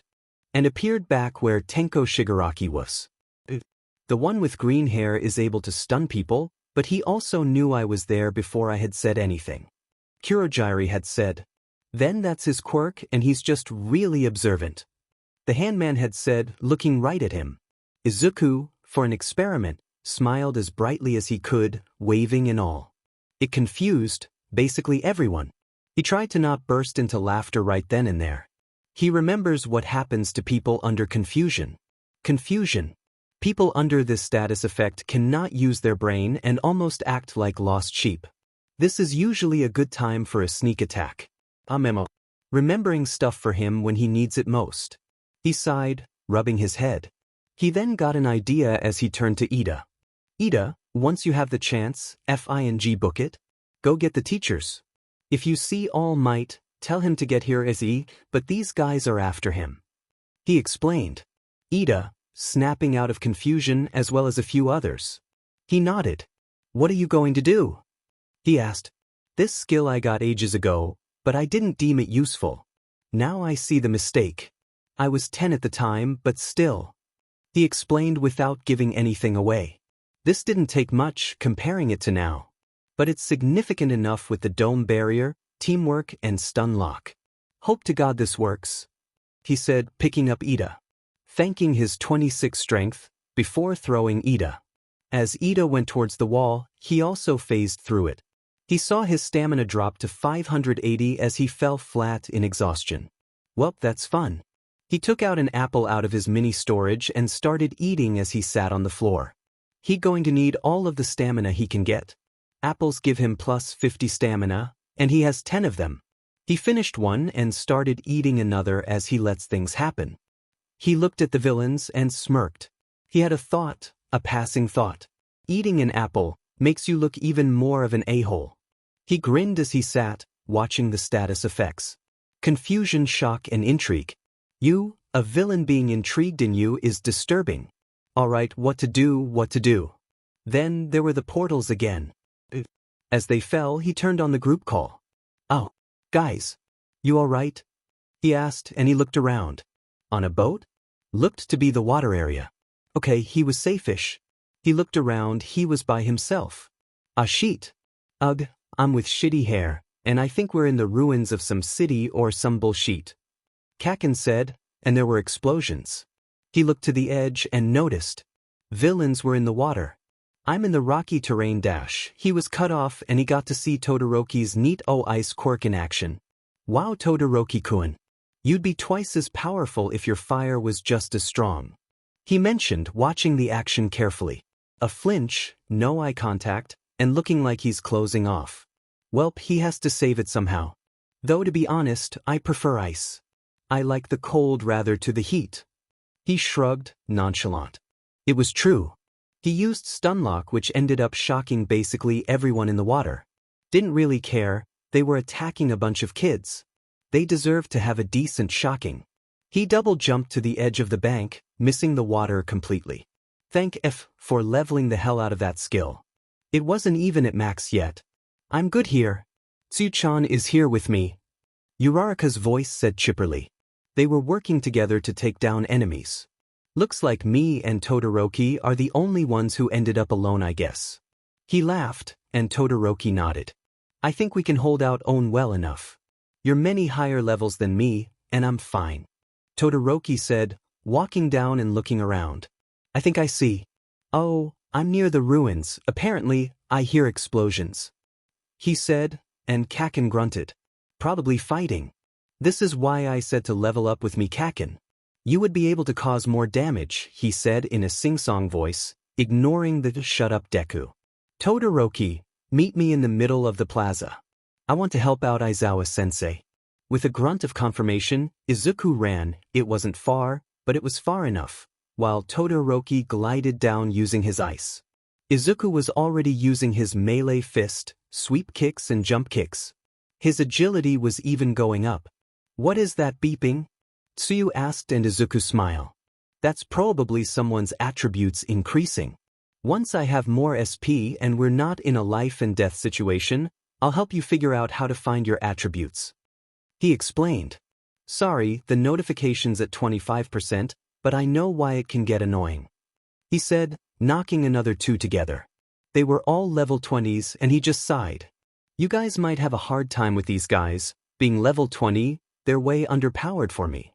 He said, dodging a few attacks before sweep kicking. Cut the sheet, Deku, we can see your health. You're not doing any better than us. Kachin's annoyed voice rang out. Well, I know I can take the hits because I have the health for it. Besides, I'm also using Hex for more SP so I don't end up dropping in the middle of a fight. He explained, after dropping to do another sweep kick. Sure, a-hole. Whatever you say. Bakubro, why are you talking to yourself? He could hear Kirishima's voice in the background. Deku's teamwork skill is on a voice chat. You have to be in the team though. Kaken explained simply. Alright, tell him I said hi. Izuku laughed at that. He's adorable. Izuku said, before taking another 3 out. Honestly, these guys were easy, but they sure packed a punch. I'm here. Todoroki's voice was heard, though it sounded colder for some reason. Cool, be careful. They're 2 levels below, but still dangerous for you. The boy nodded. Uraraka-san. Tsujung, how are you 2 holding up? He asked, and he moved to the side, letting 2 guys bump into each other comically. I'm doing pretty okay, though Uraraka looks a bit green. Tsuyu said, after using her tongue to whip multiple guys away. I don't have a lot of stamina to spare for a clear status. Otherwise I'd use it on Uraraka-san. Izuku said, and the girl in question shook her head. I'm somewhat used to it. It's the general side effect of my quirk. I'm floating people and rocks, letting Tsuyu-chan move them. It's draining, but I'll live. And Izuku smiled. You better, or I'ma drag you back out of heaven by the wings. He said, joking. Oh please Izuku. We both know that I'm going to be the queen of hell when I die. She said, trying to sound haughty, but laughed. It even earned a chuckle out of Todoroki. Fine, bring the Nomu out. The handman's voice spoke up, and Izuku pales. Why did he not have a good feeling? Through the black mist, something leaked out and Izuku stilled for a second. Nomu. Quirk? LV? Age? Nomu is a genetic combination of things unknown. It only follows the rules of Shimura Tenko. It is able to regenerate health and absorb most physical blows. Like hell he can take that thing. The Nomu looked at him specifically, and Izuku got ready to get the F out of there, when everyone was stopped when an yell shouted out. You children can stop fighting now. But because I am here. All Might had appeared, along with multiple pro-heroes like Gunhead, Cementos, Midnight, President Mike, and more. Thinking quickly, and not wanting Aizawa-sensei to get any more hurt since he was taking a beating with his quirk becoming less and less effective, Midoriya jumped to Aizawa, grabbed him, and double-jumped away. Not far, but far enough to be away from the superhero landing All Might made. That's gotta hurt the knees. After a strong but relatively fast battle, the Nomu was shot into space, and All Might had saved the day by scaring the villains away. The quest popped up again. Quest complete. You protected your friends to the best of your ability. Rewards. Plus 15,000 EXP. Bonus complete. Take down the villains. Bonus reward. Plus 1,000 EXP each villain, x 11 villains. Congratulations Izuku Midoriya, you have leveled up to LV.31. You gained 1 level point. Go to the tech tree in the menu to use it. You now have a new active ability. Active skill, Beast Talker LV.1. You are able to understand animals without any limitations. You know their feelings, what they want and need. If you get close enough to an animal for it to trust you fully, you can ask for them to become your familiar. Okay then. Izuku checked his stats. Midoriya Izuku. Quirk. The Gamer. Level 31. EXP 90 50 30,000. Health points HP 8551830. Stamina points SP 2051830. Strength 26. Agility AGI 25. Endurance ND 22. Charisma SIG 18. Intelligence INT 27. Wisdom WIS 23. Luck LUK 17. He had enough health to give to Aizawa's 90-2500. Enough for Hex, and a few apples should give him enough to clear his and Uraraka's status. After doing that, he checked again. Midoriya Izuku. Quirk. The Gamer. Level 31. EXP 90 50 30,000. Health points HP 300. 1830. Stamina points SP 10 1830. Strength 26. Agility AGI 25. Endurance ND 22. Charisma SIG 18. Intelligence INT 27. Wisdom WIS 23. Luck LUK 17. He practically toppled over. He took another apple and munched it as Todoroki came up to him. Midoriya. Your stamina is 60, that's not good, right? The worried look made Izuku smile. I'm fine. I have my apples, oh shit, I ate them all. He sighed. I'll buy you a pizza once we get out of here. Kakin offered before adding, not for you shitty hair, to the end of it. Nah, everyone can come. We can split the bill. He said, leaning against Todoroki. He used Hex to get a bit more SP, but he still felt really tired. He yawned. Can I sleep first though? He asked before falling asleep right then and there. Midoriya woke up to the infirmary. He sighed, getting up, before noticing something next to him. He looked at the striking red hair, and noticed it was Todoroki. He smiled, petting the boy's hair. He was waiting for you the entire time to wake up. I patched him up, but he dozed off. Recovery girl spoke lightly. And I'd like to not see you here twice a week, please, she said, smiling. He smiled sheepishly. Sorry, I'm self-sacrificing for friends. The people I care about. He said, looking down at the boy. He cares about you, you know? She said. Care for your health, so you're not making him worry. She advised and he nodded. I'll try. I don't like people worrying about me. Play another ending? Yes, no. Loading alternate ending. Humor ending. Eating an apple makes you look even more of an a-hole. He grinned as he sat, watching the status effects. Confusion, shock, and cooked that made him blink. Cooked. When a piece of food is cooked, it's done. This is the feeling that people with the cooked status have.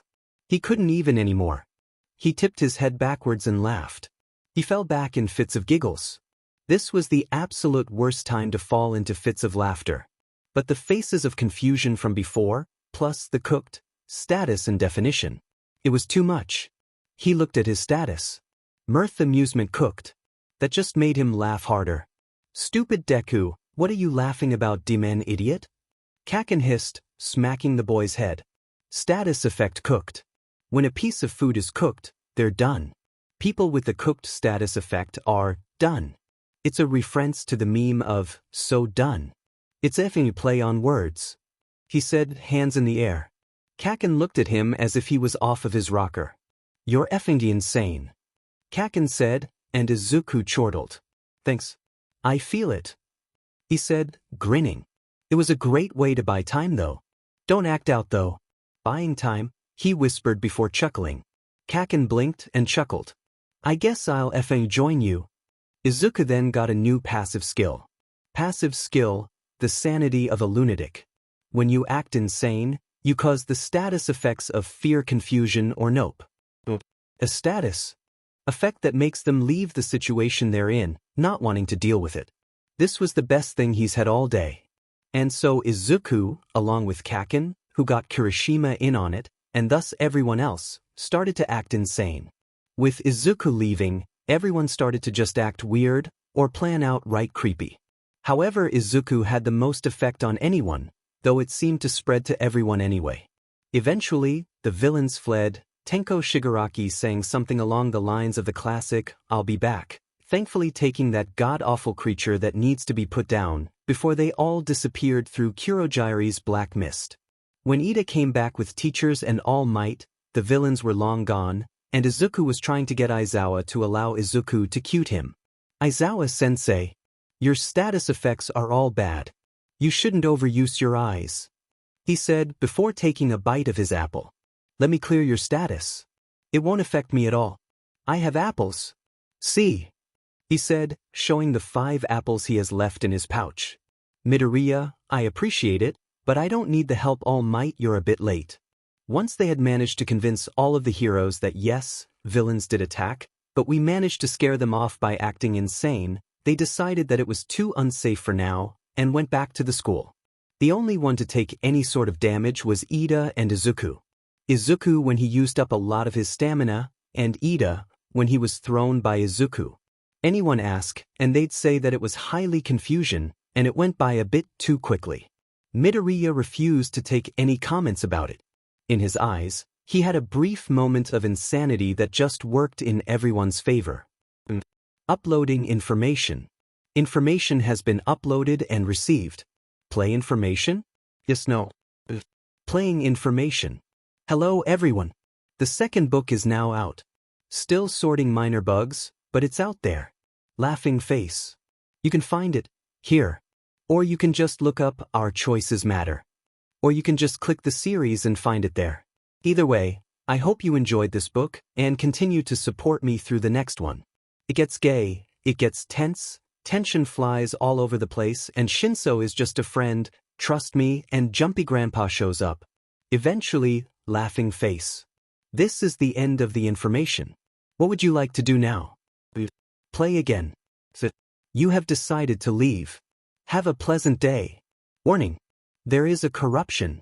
Load old data? Yes, no. Loading old data. Old data could not be loaded. Manually restart? Yes, no. False alarm. There was no COUPTON. HAVS will even NG.